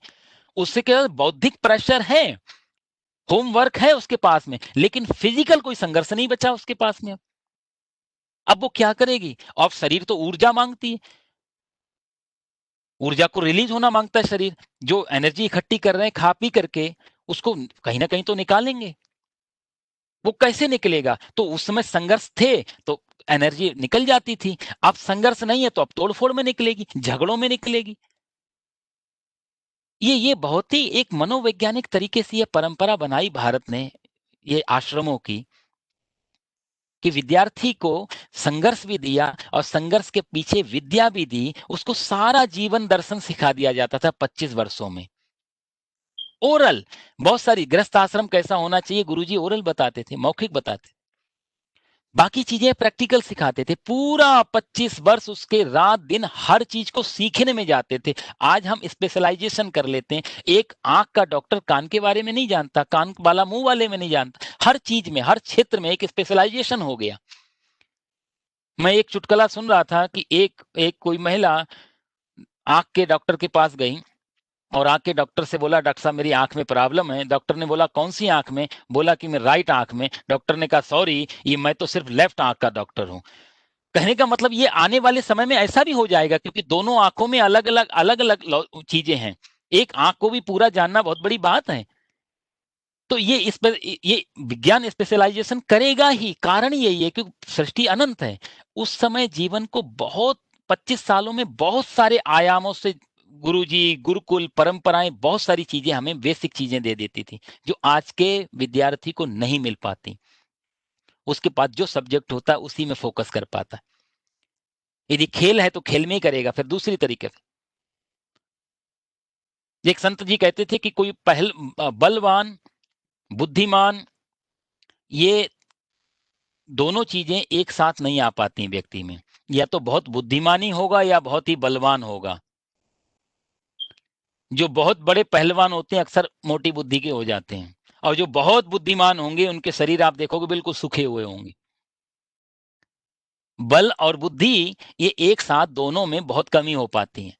आज बौद्धिक प्रेशर ज्यादा है, इंटेलेक्चुअल जो प्रेशर है बच्चे के पास बहुत है। इतना होमवर्क है, इतना आगे एम है, इतना कंपटीशन है, दिमाग उस बेचारे का खाल, लेकिन फिजिकल नहीं है, एनर्जी रिलीज नहीं कर पा रहा है। क्या करे? ना टाइम है उस हिसाब से और ना उसके हिसाब से वो वेस्ट बनाया उसका। और एनर्जी में जो ऊर्जा है उसमें विराट शक्ति होती है।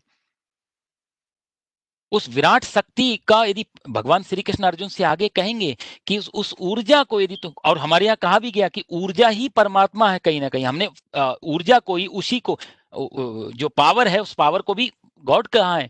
दूसरे धर्मों ने भी जहां जहां परमात्मा का कोई सीधा सीधा यदि संबंध नहीं है तो उन्होंने बोला पावर ही गॉड है, उसी को हम ऊर्जा कह रहे हैं। आपने शायद नाम सुना है अल्बर्ट आइंस्टाइन। मैं एक बार पढ़ रहा था बहुत पहले, फिजिक्स यदि आप लोगों ने पढ़ा हो तो उसमें बहुत अच्छा उसने फॉर्मूला दिया है फिजिक्स में कि E is equal to MC²। इस तरह करके एक फॉर्मूला देता है। एनर्जी जो है वो बहुत बड़ी शक्ति है, इसी फॉर्मूले से एटम बम बनाया हमने, और उसी फॉर्मूले को पूरा करते करते अभी तक 19वीं शताब्दी तक अभी तक हम उसको पूरा की तरह जान नहीं पाए उसके एक फॉर्मूला को। और हमारे यहाँ भगवान श्री कृष्ण हजारों साल पहले कह चुके हैं, यदि ऊर्जा शरीर से सीधे रास्ते से नहीं निकलेगी तो फिर गलत रास्ते से निकलेगी, क्योंकि यदि कुकर की सीटी नहीं बजेगी तो कुकर को फाड़ेगी। हमने ब्रह्मचर्य आश्रम में सीटियां लगा दी उस जीवन में कि जाओ पत्थर तोड़ो, जाओ भीख मांगो, जाओ हवन के लिए लकड़ियां लेके आओ, झाड़ू लगाओ, ये सब गुरुजी की सेवा करो और फिर विद्या पढ़ो। तो उसके पीछे एनर्जी रिलीज होती थी, विनम्रता आती थी, अहंकार खत्म होता था और विद्या भी आती थी, और विद्या भी जीवन के लिए सदुपयोगी उपयोगी होती थी। वो विद्या फिर अहंकार नहीं बना पाती थी जीवन में। 25 साल हमने बहुत संघर्ष के रखे, जिसको हमने ब्रह्मचर्य आश्रम कहा। और सब बहुत महत्वपूर्ण, कहा जाए तो बिल्डिंग दिखाई देती है, लेकिन बिल्डिंग जिस पे टिकी है, अंदर पिलर जो जमीन में गए हुए हैं वो हमें दिखाई नहीं देते। ब्रह्मचर्य आश्रम उसी के थे, वो अंदर की नींव थी। और यदि बिल्डिंग की नींव मजबूत नहीं होगी तो पूरी बिल्डिंग का फिर कोई भरोसा नहीं, वो बिल्डिंग में रहने जैसा नहीं है। चाहे कितनी मजबूत छत हो, लेकिन छत जिस पे टिकी है वो। तो ब्रह्मचर्य आश्रम को ज्यादा ध्यान दिया गया। बोला यदि पहला आश्रम संभल गया बच्चे का। आजकल देखो आप, गुरुजी भी उसी सिनेमा हॉल में मूवी देखते हैं जिसमें स्टूडेंट भी देख रहा है। कैसे कैसे वो भाव जगेगा। हमारे यहाँ जो कहा गया गुरु ब्रह्मा गुरु विष्णु गुरु देवो महेश्वरा, गुरुजी ब्रह्मा विष्णु सही है। वहां गुरुजी का और चेले का बहुत बड़ी एक मर्यादाएं थी बीच में। अब आपका गुरु यदि यही सोचे कि हमारे को पहले की तरह गुरु ब्रह्मा और विष्णु बनाओ, बड़ा मुश्किल हो जाएगा विद्यार्थी के लिए समझना, ये श्लोक को समझना, अप्लाई करना कि गुरु ब्रह्मा गुरु विष्णु कैसे कर लेंगे। 25 वर्ष जीवन के ब्रह्मचर्य आश्रम के शक्ति को इकट्ठा करने के और शक्ति को सही मोड में रिलीज करने का टाइम था। वो अमृत जैसा टाइम था। शक्ति इकट्ठी करो, ब्रह्मचर्य आश्रम, कठोरता से नियम धर्म सारे प्रोटोकॉल होते थे, सारा डिसिप्लिन होता था। और जब 25 साल पूरे होते थे, फिर हम उसी बंदे को जिसको हमने सब जगह से तोड़ के रखा है, उसको हम सीधा ग्रस्त में प्रवेश करा देते थे। अब जाओ आप शादी करो। तर्क उठेगा कि अब जब इतने झंझटों से बचा के रखा, जंगलों में आश्रम थे, सारी दुनिया से बचा के रखा, अब वापस दुनिया में भेज रहे हो, पत्नी आ रही, पहले काम से बचा के रखा, पत्नी को जीवन में ला करके फिर से वही वासना आदि खेल। तो इसके पीछे यही लॉजिक था कि पहले जोड़ो, पहले इकट्ठा करो, पहले देखो कि ब्रह्मचर्य आश्रम में कितना सुख है, फिर जाकर के आप गृहस्थ आश्रम में प्रवेश करके वहां आप तोलो सुख कहां है, ब्रह्मचर्य में या भोग में, त्याग में कि वासना में। तो अगले 25 वर्ष जो आते थे वो गृहस्थ आश्रम के आते थे। अर्जुन का वही टाइम चल रहा है गृहस्थ आश्रम का। अर्जुन का 25 से 50 वर्ष का बीच का ये टाइम है। भगवान अर्जुन को इसलिए बता रहे हैं कि तू देख तेरी उम्र क्या है। पहले वर्ण बताया भगवान ने कि तू क्षत्रिय है, अब भगवान आश्रम के बारे में बता रहे हैं कि तू क्षत्रिय है इसलिए भी युद्ध कर। अब चूंकि तू गृहस्थ आश्रम में है, 25 से 50 वर्ष की तेरी अवस्था चल रही है, तो तेरा आश्रम इस समय जो है वो गृहस्थ आश्रम, इस समय तेरे क्या कर्तव्य हैं। तो 25 वर्ष जब आदमी 25 से 50 वर्ष के बीच में आता था गृहस्थ आश्रम में, तो फिर वो इन सब चीजों को भोगता था जो जो चीजें उसने छोड़ी हुई हैं। अब रिश्तेदारी अपनाएगा, बच्चे पैदा करेगा, विवाह करेगा, बच्चों को बड़ा करेगा, सारी की सारी व्यवस्थाएं समाज की वो देखेगा। लेकिन उसके पास जो ठप्पा लगा हुआ गुरुकुल का दिमाग पे, तो सारे अच्छे मोड में वो सब चीजें करेगा।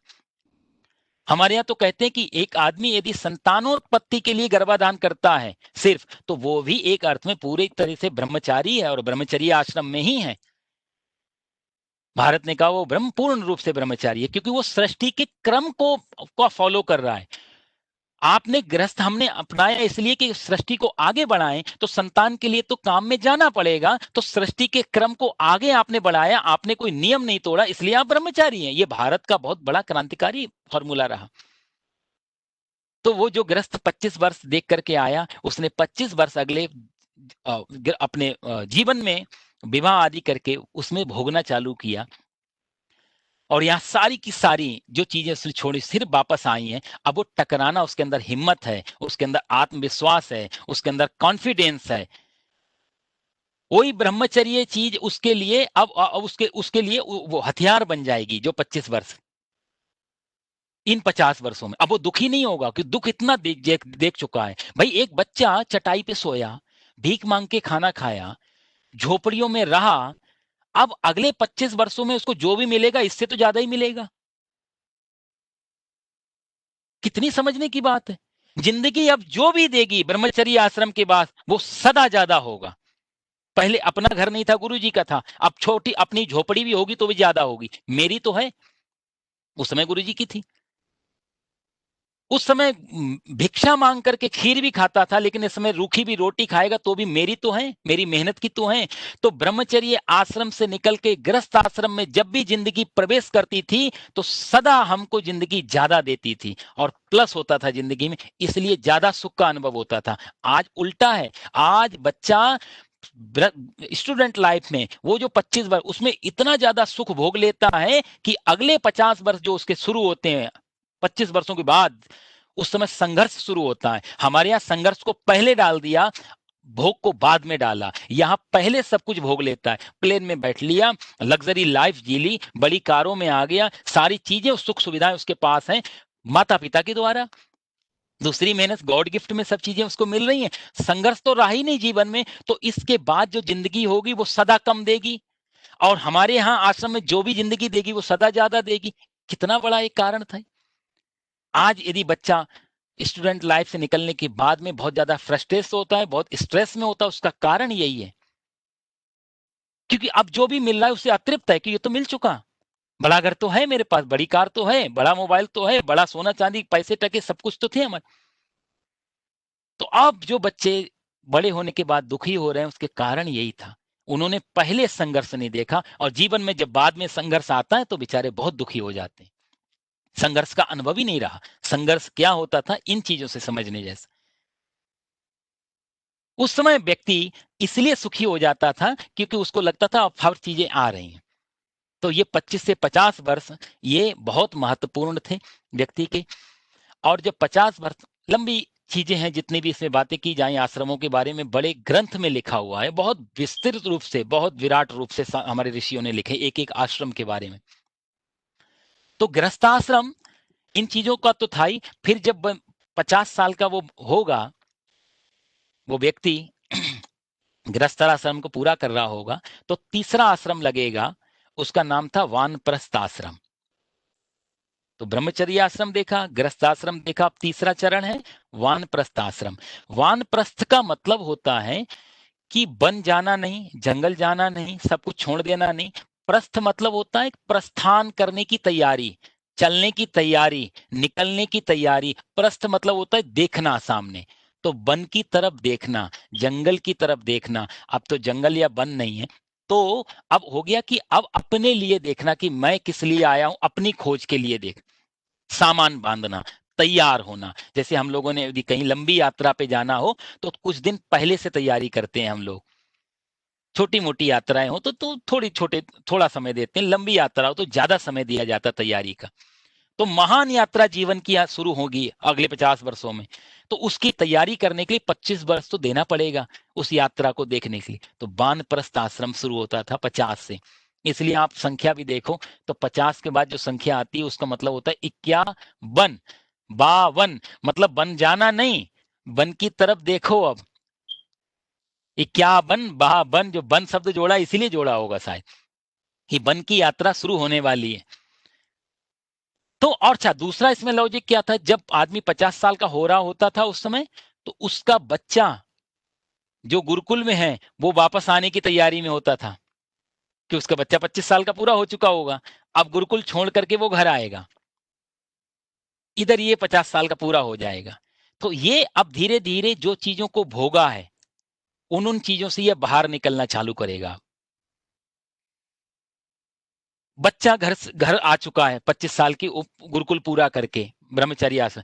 अब ये पिता अपने बच्चों को जो 25 से 50 साल का उसके पास अनुभव रहा, ब्रह्मचर्य आश्रम से गृहस्थ आश्रम का जो अनुभव रहा इसके पास, वो अपने बच्चों को देगा। उसके लिए 25 वर्ष थे।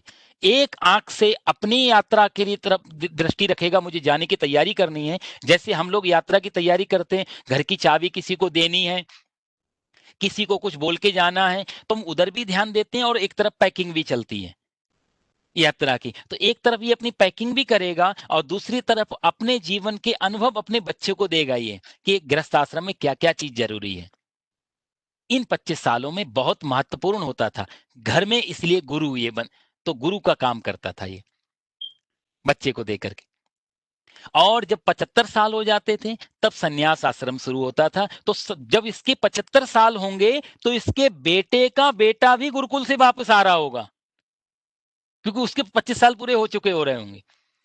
तो ये दादाजी बन चुका होगा, अब ये बूढ़ा होगा, सिर्फ झुर्रियां पड़ी होंगी, संन्यास आश्रम की तैयारी होगी। धीरे धीरे जो भी भोग आदि थे वो निकल चुके होंगे, क्योंकि ब्रह्मचर्य आश्रम में जो चीजें जानी इसने कि इसमें क्या आनंद है, वो 25 सालों में इसने भोगा। और अगले 50 से 75 सालों में इसने दोनों को कंपेयर किया कि वो 25 साल अच्छे थे त्याग वाले, सामान्य जीवन वाले, या जो मैंने 25 से 50 में भोगा वो ज्यादा शांति वाले थे। दोनों में तुलना करेगा और तुलना करके 75 साल की उम्र में अपने पोते को, नाती को वो अनुभव देगा। और इसके अंदर वासनाएं नहीं होती, कोई लालच नहीं होता, एक सत्ता जैसे एक दूसरे को ट्रांसफर करनी होती, ऐसी ये अपनी ट्रांसफर कर रहा होगा चीजों को कि अब तुम ये चीजें आगे बढ़े।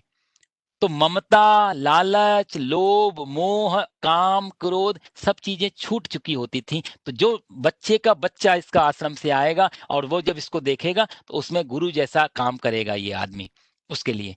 फिर ये उसको प्रणाम कर पाएगा, उसको आदर दे पाएगा, उसको वंदन कर पाएगा।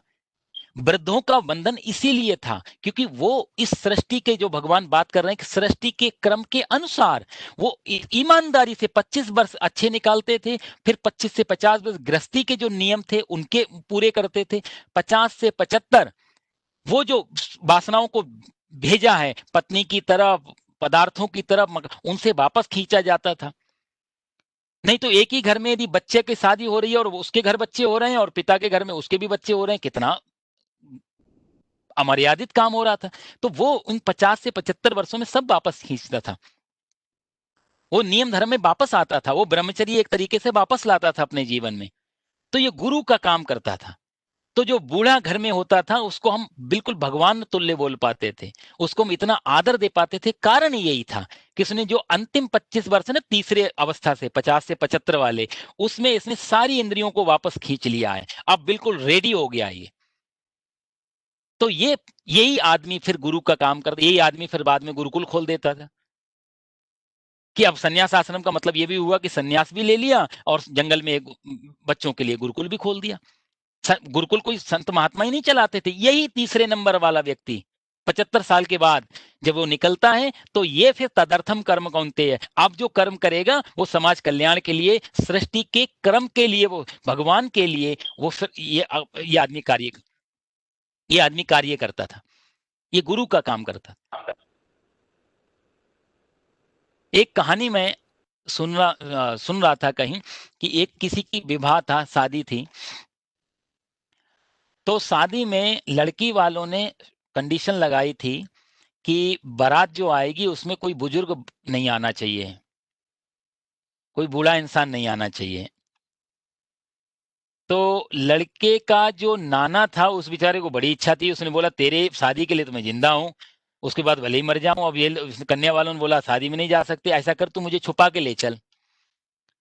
बहुत मना किया, नहीं माने नाना जी, मैं तो जाऊंगा जब कुछ हो जाए। तो गाड़ी में, बैलगाड़ी में छुपा करके नाना जी को बिठा दिया, का देखो तुम ना बोलना ना बाहर निकलना, बिल्कुल जब अंधेरा हो जाएगा हम तुम्हें बता देंगे, उचित समय होगा तब आ जाओगे ना, खाना पीना तुम्हारा पहुंचा देंगे। बारात में ले गए, बारात में पहुंच गई सारी बारात वहां पहुंच गई कन्या के यहाँ। तो कन्या के जो दादाजी थे उन्होंने कहा कि मेरी शर्त आप लोगों ने सुनी थी। बोला हाँ, कोई बूढ़ा तो नहीं आया है बारात में? बोला नहीं साहब, कोई बूढ़ा नहीं है, सब जवान लोग हैं। तो दादाजी ने शर्त रखी, कहा देखो मेरी एक शर्त ये है, कन्या का विवाह तभी होगा, हमारे गांव के बगल से एक नदी बह रही है। ये सामने वाली बोला हाँ नदी है। बोले इस नदी में जो जल बह रहा है, इस नदी के जल के बजाय इसमें दूध बहा दो, जल की जगह दूध बहा दो, और यदि आप दूध बहा दोगे इसको तभी हम कन्या का कन्यादान करेंगे, विवाह करेंगे नहीं, अन्यथा नहीं करेंगे। लोग बड़ा परेशान, इतनी बड़ी नदी कितना दूध इसमें बहाएंगे तब ये पानी की जगह दूध दूध होगा, ये तो असंभव बात है बिल्कुल। तो वो बोला जाकर कि ये तो नहीं हो सकता जो आपने शर्त रखी है, इसका मतलब आप शादी करना ही नहीं चाहते हो, नदी में जल की जगह दूध कैसे बहाया जा सकता है? कन्या का दादा बोला फिर ये विवाह नहीं हो सकता। लोगों ने कहा चलो ठीक है, तो बारात वापस चली। वापस आ गए बेचारे, तो बूढ़े से नाना जी बैठे हुए, उनसे कहा तुम भी निकल आओ बाहर, अब कुछ नहीं हो सकता, शादी कैंसिल हो गई है, अब निकल आओ, छुपने छुपाने से क्या फायदा। नाना जी बोले लेकिन हुआ क्या? बोला नहीं, कन्या के दादा ने शर्त ऐसी रखी है। क्या शर्त रखी है? बोला उसने कहा है कि नदी में पानी की जगह दूध बहाओ, तब कन्या का विवाह होगा, नहीं तो हम कन्या का विवाह नहीं करेंगे। तो बूढ़े व्यक्ति जो बैठे हुए थे, नाना जी, उन्होंने कहा छोटी छोटी बातों के कारण कोई बारात वापस जाती है? ये तो छोटी सी बात है बिल्कुल। तो बाराती बोले आपको छोटी बात लग रही है, इतनी बड़ी नदी में दूध कैसे बहाया जाएगा, ये तो असंभव है बिल्कुल।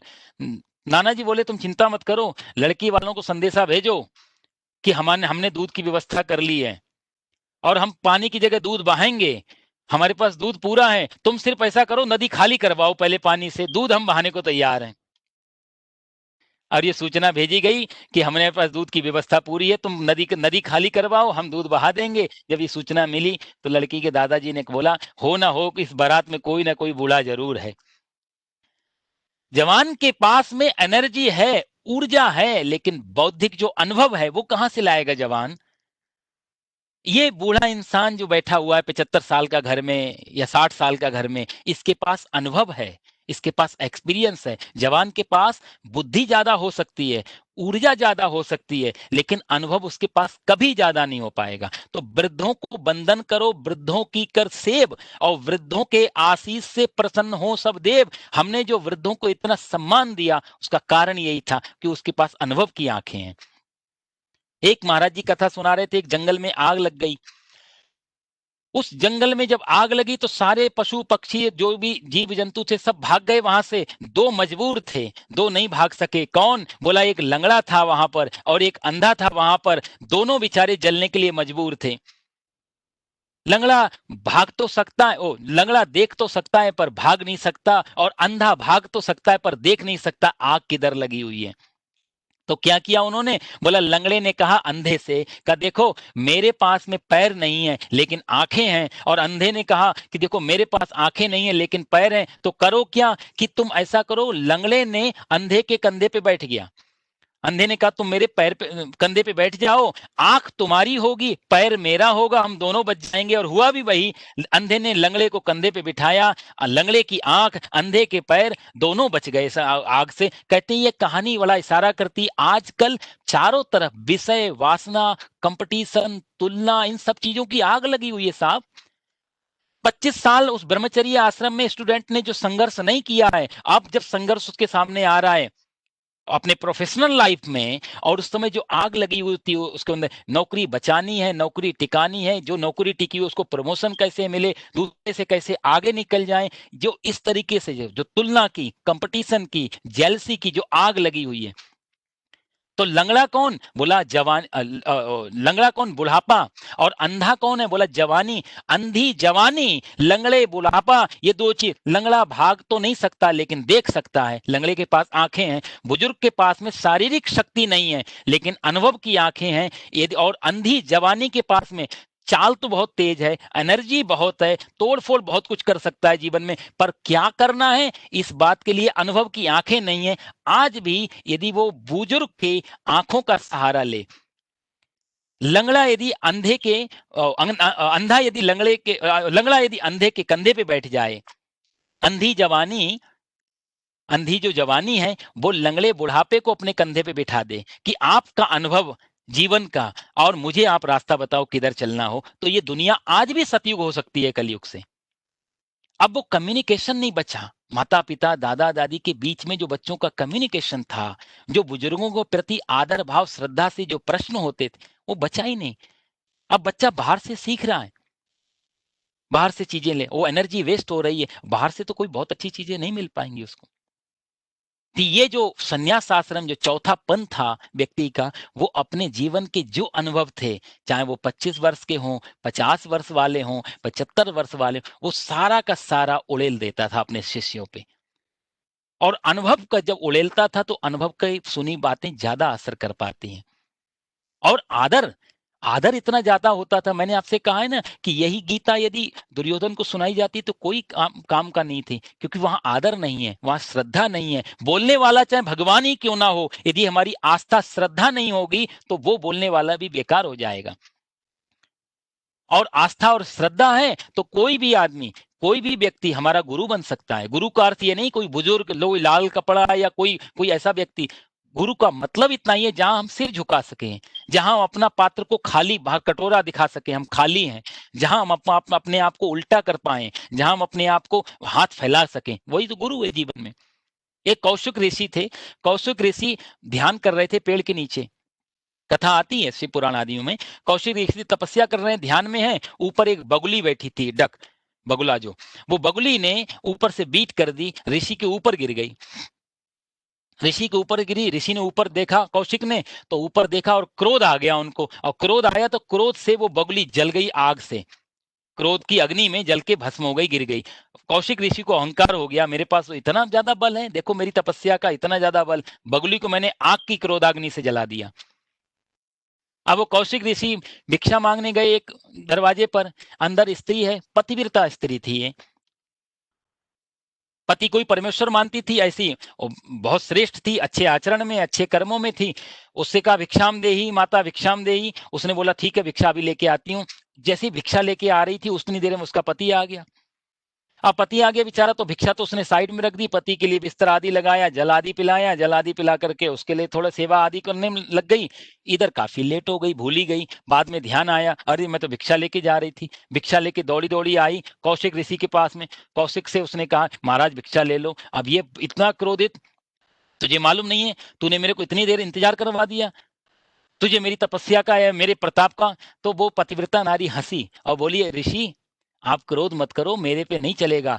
मैं कोई बगुली नहीं हूं जो तुम्हारी आंखों की क्रोधाग्नि में जल जाऊंगी। मैं धर्म परायणा हूं, सृष्टि के कर्म के अनुसार चल रही हूं। जो मेरा कर्तव्य हो, कर्तव्य पहले क्या मेरा कर्तव्य है वो मैं पूरा किया, फिर जो बाद में कर्तव्य वो पूरा किया। मैं बगुली नहीं हूं। कौशिक ऋषि ने कहा, लेकिन तुझे को मालूम कैसे पड़ा जंगल में बगुली मेरी क्रोधाग्नि से जली? तुझे मालूम कैसे? बोला, जो शक्ति तुमने तपस्या करके ली, वही शक्ति मेरे को मेरे सृष्टि के अनुसार जो भगवान बात कर, वो शक्तियां वहां भी आ गई, क्यों मैं कर्तव्य से नहीं हटी। मेरा जो कर्तव्य था उसको मैं करती रही। पर देवी ये सब हुआ कैसे? तो उसने बोला, ये मैं तो नहीं बता सकती, मैं अभी सेवा में हूं। आप ऐसा करो, काशी में एक धर्म व्याध है, उसके पास चले जाओ। वो कौशिक ऋषि बनारस में गए और वहां धर्म व्याध था। वो व्याध का काम था मांस लाना जंगल से, काटना और लोगों को देना। मांस काम, कसाई जैसे बोला जाए, व्याध शिकारी, मांस शिकार करता था और लेकर के बाजार में बेचता था। कौशिक ऋषि उसके पास गए और देखा कि कसाई खाने में बूचड़ खाना बना रखा है, उसने मांस काट काट के बेच रहा है। पहले तो थोड़ा संकोच हुआ, ये इससे कैसे पूछे। जब कुछ बोल नहीं पाए तो जो धर्म व्याध था उसने कहा, आप कौशिक ऋषि हैं, आपको उस पतिव्रता नारी ने मेरे पास भेजा है, आपकी आंखों की अग्नि के कारण बगुली जल गई थी। तब कौशिक ऋषि को बड़ा आश्चर्य लगा, तुझे को सब बात मालूम? बोला, हाँ बैठो। तो कौशिक ने वहां प्रश्न किया है कि मैं इतने दिनों से जंगल में तपस्या पूजा पाठ सब कर रहा हूं, ऐसी शक्तियां तो मेरे पास भी नहीं आई। तू तो ये ऐसा काम कर रहा है, ऐसा क्यों? तो उसने कहा कि आप मेरे साथ आओ। घर में ले गया। धर्मव्याध ने अपने बूढ़े माता पिता को दिखाया, बहुत ही बुजुर्ग हैं, 75 साल की उनकी उम्र हो रही थी, चल फिर ढंग से पाते नहीं है। तो उसने दिखाया कि उनकी सेवा टहल करता है, पैर दबाता है, पैरों में तेल लगाता है, स्नान कराता है, रोज उनको टाइम से नित्य प्रति उनकी भोजन की व्यवस्था, दवाई की व्यवस्था, शारीरिक सेवा की सारे काम करता है। वो कहता है, मैं कभी बिना किसी कारण से पशु को मारता नहीं, कम कभी तोलता नहीं, कोई गरीब आ जाए तो उसको फ्री में भी चीज दे देता हूँ, कर्तव्य का पालन करता हूँ, माता पिता की सेवा करता हूँ, इसी में मैंने जीवन निछावर किया हुआ है। मैं कोई स्वार्थ के लिए धंधा नहीं करता हूँ। तदर्थम कर्म कौन्तेय, इस धंधे से मैं माता पिता की समाज की सेवा कर रहा हूँ, कर्तव्य परायण होकर सृष्टि के अनुसार मैं चल रहा हूँ, इसलिए सारी शक्ति। कहने का मतलब है, अर्जुन से भगवान ये कहना चाहते हैं कि जो जो मुक्ति या जो आनंद या जो पद किसी ऋषि को, संत को जंगल में जाकर के ध्यान पूजा भजन करके मिलेगा अर्जुन, वही तेरे को तेरा कर्तव्य करने से मिल जाएगा। इसलिए सृष्टि के क्रम के अनुसार तू चल। ये सृष्टि का क्रम है। क्यों कहा अर्जुन से? इसीलिए कहा क्योंकि अर्जुन जाना चाहता था सन्यास आश्रम में, जो हमारी पहले या दूसरे अध्याय में बात हुई थी ना। अर्जुन कहता है, ना मैं ना कांक्षे विजयम राजा ना चा राज्यम सुखानी चा, मुझे नहीं चाहिए ये राज्य, मुझे कोई सुख नहीं चाहिए, मैं भैक्ष्यमपि यह लोके, मैं इस लोक में भिक्षा मांग के भोजन कर लूंगा। अर्जुन से भगवान कहते हैं कि अर्जुन, तेरा वो आश्रम नहीं है, ना तेरा वर्ण है वो भिक्षा मांगने वाला, तू क्षत्रिय है, और ना ही तेरा आश्रम है इस समय सन्यास का। जो यही पितामह भीष्म बात करते तो मैं कहता तुम्हारी उम्र हो गई, तुम निकल जाओ। द्रोणाचार्य कृपाचार्य बात करते तो मैं कहता सन्यास में जाओ। ना तो तेरी अवस्था ये चल रही है और ना ही तेरा वर्ण है, दोनों से ये तेरा नहीं। इसलिए सृष्टि के क्रम के अनुसार जो व्यक्ति वर्तन करेगा वो व्यक्ति तो ठीक है, और नहीं तो अघाई और इंद्रिया राम हो, अपनी मन मर्जी से चलेगा, सृष्टि के क्रम के अनुसार नहीं चलेगा अर्जुन, तो तू पाप में जाएगा, तू नरक में जाएगा, तेरी अधोगति होगी। सृष्टि के कर्म के अनुसार चलने वाले को स्वर्ग मिलता है या मुक्ति मिलती है या आनंद मिलता है। जो विपरीत चलता है, ये दो ही रास्ते हैं, हम सृष्टि क्रम के अनुसार चलें या सृष्टि से प्रतिकूल चलें। बहुत अच्छा भगवान ने इन श्लोकों में व्याख्या की। अगला श्लोक हम लेंगे क्योंकि टाइम बहुत कम है। 19वां श्लोक, आगे भगवान कहते हैं इसी में, तस्मादशक्तः सततम कार्यम कर्म समाचर, असक्तो ह्याचरन् कर्म प्राप्नोति पुरुषः परन्। 19वां और 20वां श्लोक ये भी दोनों जुड़े हुए आपस में। कर्मणैव हि संसिद्धि मा स्थिता जनकादयः, लोक संग्रह में वापी संपश्यन् कर्तुमर्हसि। भगवान कहते हैं कि हे अर्जुन, तस्मात, यह भगवान तस्मात करके उसी बात को जोड़ रहे हैं, देयरफॉर, कि इसलिए तू निरंतर आसक्ति रहित होकर कर्तव्य कर्म का भली बात आचरण कर।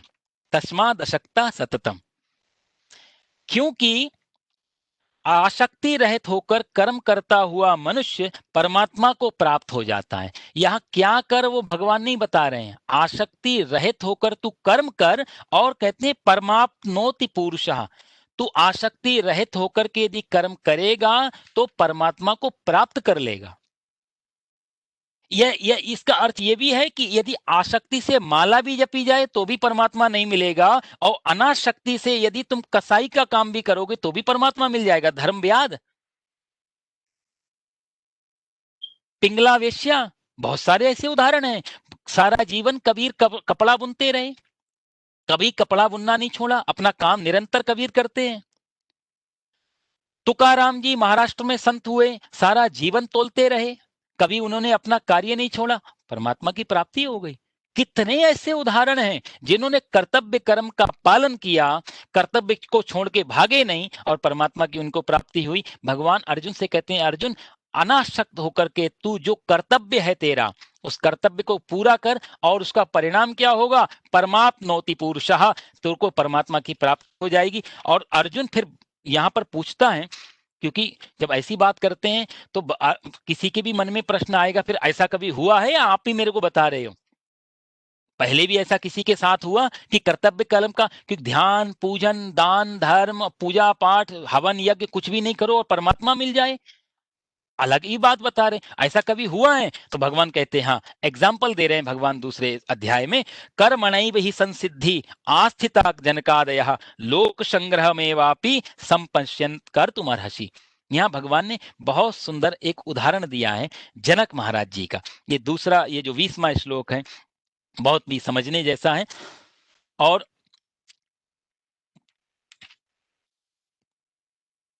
इसमें भगवान कहते हैं कि अर्जुन से कहते हैं कि तू कर्तव्य कर्म कर, लेकिन भगवान ने यहाँ जो कंडीशन लगाई है, और पहले भी भगवान इसके बारे में बात करते आ रहे हैं, कि अनासक्त होकर के कर्म कर, आसक्त होकर के नहीं, अनासक्त होकर के कर्म कर। कैसे? अक्सर हम लोग दो तरीके से जी पाते हैं, या तो आसक्त होकर के, किसी चीज में आसक्ति बहुत ज्यादा होगी कि ये चीज हमको चाहिए ही चाहिए, और दूसरा व्यक्ति उसी चीज से भागता है कि बिल्कुल नहीं चाहिए, सामने भी नहीं आनी चाहिए। या तो हम राग में और या विराग में, ये दो तरफ की भाग होती है जीवन में। या तो हम किसी चीज के लिए भागते हैं, या हम किसी चीज से भागते हैं। यहां भगवान श्री कृष्ण कितनी सुंदर बात कह रहे हैं। मान लिया जैसे आप लोग में यदि कोई आदमी मान लिया शराब नहीं पीता, तो वो यदि शराब के पड़ोस से भी गुजरेगा तो भी शराब कितनी अच्छी रखी हो, वाइन कोई भी वाइन हो, उसके लिए कोई कुछ फर्क नहीं डाल पाएगी, क्योंकि पीता ही नहीं है, कभी कोई जानकारी ही नहीं है, कभी लिया ही नहीं। तो चाहे कितने बड़े मैखाने में उसको बिठा दिया जाए, उसको उससे कोई फर्क नहीं पड़ेगा। लेकिन जिसने पी करके छोड़ दी है और छोड़ रहा है, उस आदमी के लिए मैखाना, उसके लिए बार बहुत कुछ कर पाएगा। हो सकता है उसको वापस फिर उसी चीज में डाल दें, तो वो आदमी बार से भागेगा निकल के, अरे यहां जाऊंगा तो हो सकता है मेरे को फिर से पीने की आदत लग जाए। एक आदमी शराब के लिए भाग रहा है कि आज मिली नहीं, मुझे जाकर के लेके आनी है, तलब लगी है। एक आदमी शराब से भाग रहा है। एक आदमी को धन दिखाओ, मुंह में लार टपकती है। सारा चेतना, सारी ऊर्जा, सारा मन जो सेंटर में, उसके लिए पैसा होता है। किसी भी तरीके से पैसा आगे आए, क्या करना है, क्या मोटिव है, डजंट मैटर, उसका कोई लेना, उसके पास कुछ ऐसा है ही नहीं कि कुछ क्या करना है। वो क्वेश्चन तो करोगे तो डिप्रेशन होगा कि इतना पैसे का क्या करोगे। तो पैसे वाले को भी टेंशन हो जाती है कि बात तो सही, इसलिए वो क्वेश्चन को सुनना ही नहीं चाहता। ऐसी बात करो ही मत कि पैसे से क्या करोगे, पैसा आना चाहिए। उसके पूरे जीवन के सेंटर में पैसा होगा। तो एक आदमी पैसे के लिए पूरा जीवन दांव पे लगाने के लिए तैयार है, मरते दम तक भी मेरा काम चलता रहे, पैसा प्लस होता रहे। पूरे जीवन की ऊर्जा, पूरे जीवन की फिलॉसफी सिर्फ एक जगह, पैसे में है। एक आदमी लालची बोलेंगे। दूसरा आदमी पैसे को छुएगा नहीं, उसको लगेगा पैसा छुआ तो बंधन, वो जो त्याग, वो जो विरक्त भाग रहा है। तो एक आदमी पैसे को देखा और भागा, और एक आदमी ने पैसे को देखा और भागा, पैसे की तरफ और एक आदमी पैसे से। आज भी भारत में और कई जगह ऐसे लोग हैं जो कसम खाते हैं, मैं आज के बाद धन को टच नहीं करूंगा। ऐसे लोगों के साथ मैं रहा हूं। एक व्यक्ति के साथ मैं था, नाम लेना ठीक नहीं, बहुत अच्छा व्यक्ति है। 2007 में मेरा उसके साथ सामना था। उस बंदे ने कसम खाई हुई थी जिस दिन उसने सन्यास लिया, जवान लड़का था, जोश में सन्यास में उसने कसम खाई कि जब तक जीऊंगा मैं धन को टच नहीं करूंगा। उस व्यक्ति को, और मैं उसके साथ 6 महीने था, ये मैं प्रैक्टिकल बात बता रहा हूँ, 6 महीने में उसके साथ में था। तो मैं देखता था कि उसको यदि कुछ लेना हो तो उस बेचारे को मेरे को बोलना पड़ता था, या पिताजी को बोला कि इनको आप पैसा दे दो, मुझे ये चीज खरीदनी है, तो वो मेरे को पैसा आया देते थे या चेक देते थे, उसके साथ जाके मैं वो चीज खरीद के लाता। कभी धोखे से आदत के मुताबिक कुछ पैसे बच गए या कुछ हो गया, उसके पास रख दिए और उसका जरा भी टच हो गया तो वो चिढ़ जाता था कि तुमको मालूम मेरी कसम है कि मेरे को पैसा टच नहीं करना है। ये आदमी पैसे से भाग रहा है। इसको पैसा देखा तो डर लगता है कि मेरी साधना ना भंग हो जाए, मेरी तपस्या ना भंग हो जाए, मेरा संकल्प ना गिर जाए, या पैसे में कोई दोष है जो मेरे में लग जाएगा। ये आदमी पैसे से भाग रहा है दूर दूर। और एक आदमी वो पैसे के लिए भाग रहा है। यहां भगवान कृष्ण अर्जुन से कह रहे हैं ये दोनों ही गलत हैं। दोनों के सेंटर में तो पैसा ही है। एक अट्रैक्ट हो रहा है, एक रिपल्सन में है, एक धक्का मार रहा है हटो बाहर, और एक आदमी अंदर को खींच रहा है, लेकिन दोनों ने हाथ तो पकड़ा ही हुआ है। एक धक्का मारने के लिए बाहर को और एक खींचने के लिए। तो जो आदमी बाहर को खींच रहा है, अंदर को खींच रहा है घर के, वो भी अट्रैक्ट है। और जो आदमी दूर को भगा रहा है वो भी। सेंटर में, माइंड में, चेतना में, हमारे पूरे कॉन्शस में इंपॉर्टेंट क्या हुआ? पैसा। चाहे वो त्याग के रूप में हो, चाहे वो पाने के रूप में हो। भगवान दोनों का विरोध करते, क्योंकि भगवान श्री कृष्ण के जीवन में आप देखो, और भगवान इतनी हिम्मत की बात क्यों कह पाते हैं? क्योंकि भगवान इस तरीके का जीवन जिए हैं। सोने की द्वारका में भी रहे हैं और वृंदावन की गलियों में भी नंगे पैर घूमे हैं। वो, उनको गरीबी और अमीरी एक जैसी लगती है। वो वृंदावन में हजारों गोपियों के बीच में रासलीला भी खेले हैं, और यहां आकर के सुदामा को अपनी 2 लोग की संपत्ति भी दे दी है। देर नहीं लगाई। 2 मुट्ठी खा के, आपने कथा में आता है ना कि 2 मुट्ठी भगवान ने चावल खाए और 2 लोग की संपत्ति दे दी, और तीसरी मुट्ठी खा के तीसरा भी देने वाले थे तो रुक्मिणी ने हाथ पकड़ा कि हमको भी उनके घर में झाड़ू पोछा करने भेजने के चक्कर में हो, गृहस्थी पाली है तो कम से कम हमारे लिए कुछ तो बचाओ।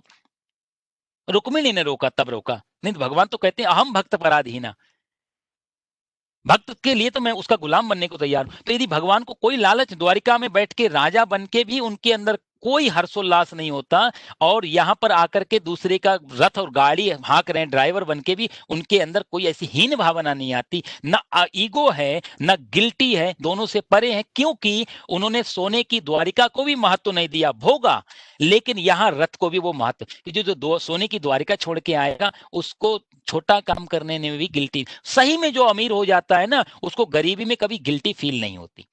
महात्मा बुद्ध जब तक नहीं जाने थे, पहाड़ पे गए, सीखा, और जैसी जब ज्ञान आनंद सब आ गया, वापस फिर बाजार में आ गए। क्योंकि उनको लगा थी पहाड़ पे ही रह गए, इसका मतलब मेरे को परीक्षा कैसे होगी कि मैंने जीता हुआ है, पता कौन बताएगा कि मैंने इस चीज को जीता हुआ है, इसलिए वापस संसार में आ गए।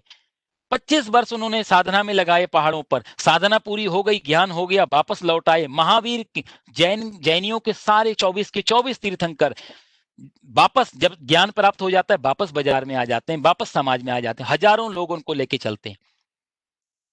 छोड़ के कोई नहीं भागता। भगवान श्री कृष्ण कहते हैं अर्जुन, यदि इन चीजों को छोड़ के भागेगा तो तेरी कल्याण नहीं है, तो तेरी मुक्ति नहीं है। क्योंकि आज नहीं, जिस चीज को तूने छोड़ा है, इसका मतलब तेरे मन में उसकी वैल्यू है, आज नहीं फिर पकड़ सकता है तू। राका और वाका की कहानी आप लोगों ने शायद सुनी हो। राका और वाका ये हस्बैंड वाइफ है। राका पत्नी का नाम है, वाका उसके पति का नाम है। इतने त्यागी हैं, लंबी कहानी नहीं करूंगा। इतने त्यागी बेचारे, कभी दूसरे का धन कभी मिट्टी के समान मान के चलते थे। इतनी पवित्रता, जो भी मेहनत से लकड़ी काट के आ जाता था उससे भी कुछ हिस्सा दान करके पशु पक्षियों को, मित्र आदियों को, और फिर जो बचता था उसको खाते थे। एक दिन रास्ते से जा रहे थे, पत्नी थोड़ा पीछे थी, पति थोड़ा आगे था। रास्ते में एक सोने और असरफियों से भरी हुई कुछ झोली दिखाई दी, उसके अंदर सोना चांदी हीरे जो भी भरे हों। तो वो सोने के गहने जो भरे हुए थे उसको दिखाई दी, तो राका ने बोला कि ये ढक देता हूं, तो उसके ऊपर मिट्टी डालने लगा, कहीं पत्नी के अंदर लालच ना आ जाए कि 2 दिन से हमको खाना नहीं मिला है, इसके अंदर लालच ना आ जाए, इसको उठा, तो उसके ऊपर मिट्टी डालने लगे। पीछे से राका नाम की वो पत्नी आई, उसने अपने पति से कहा कि क्यों मिट्टी पे मिट्टी डाल रहे हो, मिट्टी पे मिट्टी क्यों डाल रहे हो, तो मिट्टी ही है, दूसरे का धन हमारे लिए मिट्टी के समान है। तो राका ने एक बहुत बड़ी बात कही, बाका बोला कि देवी तुम तो मेरे से भी आगे निकल गई, मुझे दूसरे का धन में धन तो दिखाई देता है, तेरे को दूसरे के धन में भी मिट्टी दिखाई देती है, ये मेरे से भी ऊंची की स्थिति है।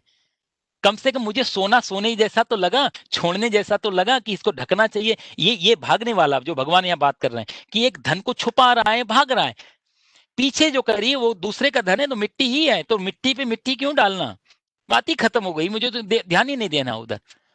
भगवान जो ये बात कहते हैं अर्जुन से, बहुत सुंदर बात है ये, कि न विरक्ति जीवन में हो न आसक्ति जीवन में हो, आसक्ति और विरक्ति के बीच में जो स्तंभ है वो है अनासक्ति। ये गीता का बड़ा प्यारा शब्द है, तीनों ये तीसरे अध्याय में बहुत कई बार यूज होगा। अनासक्ति जो शब्द है, जहां भोगने की इच्छा, मेरी की इच्छा या किसी भी चीज से भागने की इच्छा, ये सब कुछ खत्म, जहां महत्व ही चीज का खत्म हो जाए, तो थाली में क्या व्यंजन है, जहां वो कोई कोई उसकी व्याख्या ना करे, सिर्फ पेट भरने के लिए आया है और पेट भरने की चीज है, आराम से उसको लेना। जब हम तोल मोल करते हैं चीजों को तो हम उसको वैल्यू देते हैं, कहते हैं भगवान कहते हैं तुम सिर्फ वैल्यू ही खत्म कर दो। फिर आप चाहे मर्सिडीज में, लेक्सस में, रोल्स रॉयस में चलो, और चाहे आप करोला में, टोयोटा में या फिर किसी घोड़ा गाड़ी में चलो, आपको सिर्फ इतना लगे ये वाहन है, ले जाने की साधन है, चाहे ये टीन का डिब्बा हो और चाहे घोड़ा या बैलगाड़ी हो, कोई फर्क नहीं पड़ेगा वहां। लेकिन वैल्यू दी तो वैल्यू देते ही आसक्ति आएगी, और आसक्ति सबसे बड़ा दुख का कारण है, और उस दुख को तुम लोग पैदा करोगे। जहां आसक्ति है वहां सदा दुख रहेगा, और अनासक्ति भी दुख देगी। क्यों? क्योंकि आज नहीं कल कहीं ना कहीं से वही चीज जो हमने छोड़ी हुई है वो आ जाए हमारे पास में, और वो आ गई तो फिर से आज नहीं कल उसको फिर हमें भागना पड़ेगा, क्योंकि आदमी भाग रहा है तो वो भी तो अशांति जी रहा है ना भाई। किसी चीज से भागना हो तो भी तो सावधान तो रहना पड़ेगा, मेरे पास आना जाए वो चीज। तो सावधानी भी कहीं ना कहीं आदमी को चिंता में रखती है, और दूसरी जो उसके लिए भाग रहा है वो लालच, इधर सावधानी इधर लालच, ये दोनों व्यक्ति को चिंता में रखेंगे, और चिंता तो व्यक्ति शांत नहीं हो सकता। भगवान कहते हैं कि अर्जुन ये तू अनासक्त होकर के युद्ध कर, तेरे आगे जीत आए तेरे आगे हार आए, तू हार और जीत दोनों को समान करना छोड़, तू सिर्फ हार और जीत का नाम भी मत ले, तेरा कर्तव्य सामने आया हुआ है, तू क्षत्रिय है, सामने से युद्ध आया है, शंख ध्वनि हो चुकी है, ललकार हो चुकी है, धनुष पे बाण चढ़ चुके हैं, अब सब तैयार हैं, अब तेरा वर्ण भी क्षत्रिय है, तेरा आश्रम भी अभी गृहस्थ का है, तेरे आगे सारी सबसे बड़ा कर्तव्य है कि तू अब सामने वाले को रिस्पॉन्स कर, तू तू तू उनको उत्तर मत दे, सिर्फ रिस्पॉन्स कर, सामने से जो भी चीज आ रही है रिस्पॉन्स करना। भगवान श्री कृष्ण सिर्फ रिस्पॉन्स की बात बता रहे, प्रत्युत्तर देना, जस्ट उनको सिर्फ जो सामने से परिस्थिति आए, जो तेरा कर्तव्य है उस कर्तव्य में को तो उतर जा। अर्जुन ने ये जब बात की है तो भगवान ने एग्जाम्पल भी कितना प्यारा एग्जाम्पल दिया है। भगवान कहते हैं देखो, अच्छा ये जो भगवान अनासक्त की बात कर रहे हैं, इसको जैन संप्रदाय में राग और विराग ये 2 शब्द आते हैं। राग मतलब अटैचमेंट, विराग मतलब जो उसके विपरीत, राग और विराग। लेकिन महावीर स्वामी ने, जैन धर्म ने तीसरा शब्द निकाला, वीतराग, और ये जैन धर्म में बहुत प्रमुख बहुत बड़ा शब्द है ये वीतराग जो महावीर ने कहा, और भगवान बुद्ध ने इसको कहा उपेक्षा। उपेक्षा शब्द दिया, उपेक्षा में राग होता है ना विराग होता है। जैसे कि दुनिया में आया हूं, किसी शायर ने कहा, दुनिया में आया हूं, दुनिया का तलबगार नहीं हूं, और बाजार से गुजरा हूं, कोई खरीदार नहीं हूं। बाजार में घूमो लेकिन खरीदने की इच्छा नहीं है, सिर्फ दुकानें देख रहे हैं, बाजार की मस्ती देख रहे हैं, कोई बात नहीं। बाजार आपको इंप्रेस तभी कर पाएगी जब हमने कुछ लक्ष्य लेके चलेंगे, खरीदना है, तब बाजार में हमें परेशानी खड़ी होगी। वो दुकान कहाँ है, उसकी कीमत क्या है, हमारे पास क्या है, ऐसे ही चलेगा। जब कुछ खरीदारी नहीं है तो पूरा बाजार हमारे लिए यहां महात्मा बुद्ध कहते हैं उपेक्षा जो शब्द देते हैं, इग्नोरेंस। तो वहां ना राग है ना विराग है, जो भी है सामने जैसी भी परिस्थिति है उसको झेल लेंगे। तो भगवान बुद्ध ने जो उपेक्षा शब्द दिया, महावीर स्वामी ने जो वीतराग शब्द दिया, उन्हीं शब्दों को भगवान अर्जुन से जो बात करते हैं वो अनासक्त की बात करते हैं। अनासक्त, ये इस तरीके से जो हियाचरण कर्म जो इस कर्मों में उतरता है उस व्यक्ति को, और उदाहरण किसका देते हैं? भगवान जनकादया, क्योंकि अर्जुन को भगवान यहाँ जनक का नाम लेते हैं। ये भी बड़ी समझने जैसी बात है। कई बार देखो वहां पितामह भीष्म खड़े हैं, द्रोणाचार्य, कृपाचार्य, धृतराष्ट्र, विदुर, उद्धव, कितने बड़े बड़े लोग हैं जो जिंदा हैं, उस समय हैं। भगवान ने किसी को नाम नहीं लिया, भगवान ने नाम लिया राजा जनक का। अर्जुन को मान लो इनडायरेक्टली भगवान ये कहना चाहते हैं कि तू यदि जीता और राजा भी बना, ज्यादा से ज्यादा जीत के बनेगा कि राजा ही तो बनना है तेरे को। तो जनक ने भी राजा राजा ही रहे सारा जीवन। जनक, उन्होंने राजपाट कभी नहीं छोड़ा, लेकिन राजा की में राजापन रहते हुए भी वो बड़े बड़े संतों के साथ शास्त्रार्थ कर लेते थे, और बड़े बड़े संत उनके पास आकर के बैठते थे, गुरु तुल्य मानते थे। अष्टावक्र जैसा महाज्ञानी वो राजा जनक के पास आकर के बैठ के, और अष्टावक्र गीता प्रकट होती है वहां पर। आस्थिता जनकादया, भगवान जनक का उदाहरण देते। अच्छा, जनक के बारे में भी 2-3 चीजें मैं आपको बता दूं, उसके बाद मैं वाल्मीकि को विराम दूं। जनक जो हैं वो महाराज जनक एक 2 चीजों का नाम है। एक तो जनक परंपरा रही कुल में। जनक का मतलब होता है पिता, जनक का मतलब होता है पिता, इसलिए आज भी हम अपने पिता को कई बार जनक भी बोलते हैं। ये जो सूर्य वंश चला, सूर्य वंश के वंश में एक राजा हुए थे, उनका नाम था इक्ष्वाकु, और इक्ष्वाकु राजा के ही वंश में एक राजा हुए निमि, और निमि राजा ने एक बहुत बड़ा यज्ञ किया था उस समय। तो राजा जब यज्ञ कर रहे थे और वशिष्ठ जी को बुलाया गया कि आप हमारा यज्ञ करवाओ। वशिष्ठ जी ने कहा कि तुमने जब मेरे को निमंत्रण भेजा उससे पहले मेरे पास इनविटेशन आया इंद्र का, तो पहले मैं इंद्र का हवन करवाने जाऊंगा, फिर तुम्हारा देखूंगा। निमि को ये वो नहीं, बहुत बेचैनी थी, जल्दबाजी थी। उन्होंने दूसरे ब्राह्मणों को बुला लिया और दूसरे के ब्राह्मणों के द्वारा यज्ञ करवाने लगे। ये ऊपर से जब वो राजा वशिष्ठ महाराज जब आए, उन्होंने देखा यज्ञ शुरू हो चुका है, निमि से क्रोधित आ गए कि तुमने इतना भी इंतजार करना उचित नहीं समझा, मेरे बिना यज्ञ करवा लिया, शाप देता हूं भस्म हो जाओ। निमि ने कहा देखो वशिष्ठ जी, मैंने कोई गलत धारणा से यज्ञ नहीं करवाया, लोक कल्याण के लिए यज्ञ करवा रहा था। आप उपलब्ध नहीं थे, दूसरे के द्वारा करवाया, आपको अपनी विद्या पे बहुत अहंकार है, मैं तुम्हें भी शाप देता हूं। दोनों एक दूसरे को शाप दिया। निमि का शरीर वहीं पर नष्ट हो गया, राजा कोई बचा नहीं। तो ब्राह्मणों ने कहा कि अब क्या किया जाए, बिना राजा के प्रजा जो खतरनाक हो जाएगी। क्योंकि हमारे यहां मान के चलते थे जैसा राजा वैसी प्रजा, और ये भारतीय संस्कृति में बहुत बड़ा रोल था कि राजा जैसा होगा प्रजा उसका अनुसरण करेगी, प्रजा वैसी चलेगी। पाश्चात्य संस्कृति में ये बहुत समझने जैसी बात है। मार्क्स हो, चाहे फ्राइड हो, चाहे विदेशी जितने भी चिंतक रहे, उन्होंने सोच के चला जैसा समाज होगा वैसा नेता होगा, जैसी प्रजा होगी वैसा राष्ट्रपति और राजा, उन्हीं में, क्योंकि उन्हीं में से बनेगा। तो जैसी प्रजा होगी वैसा नेता होगा।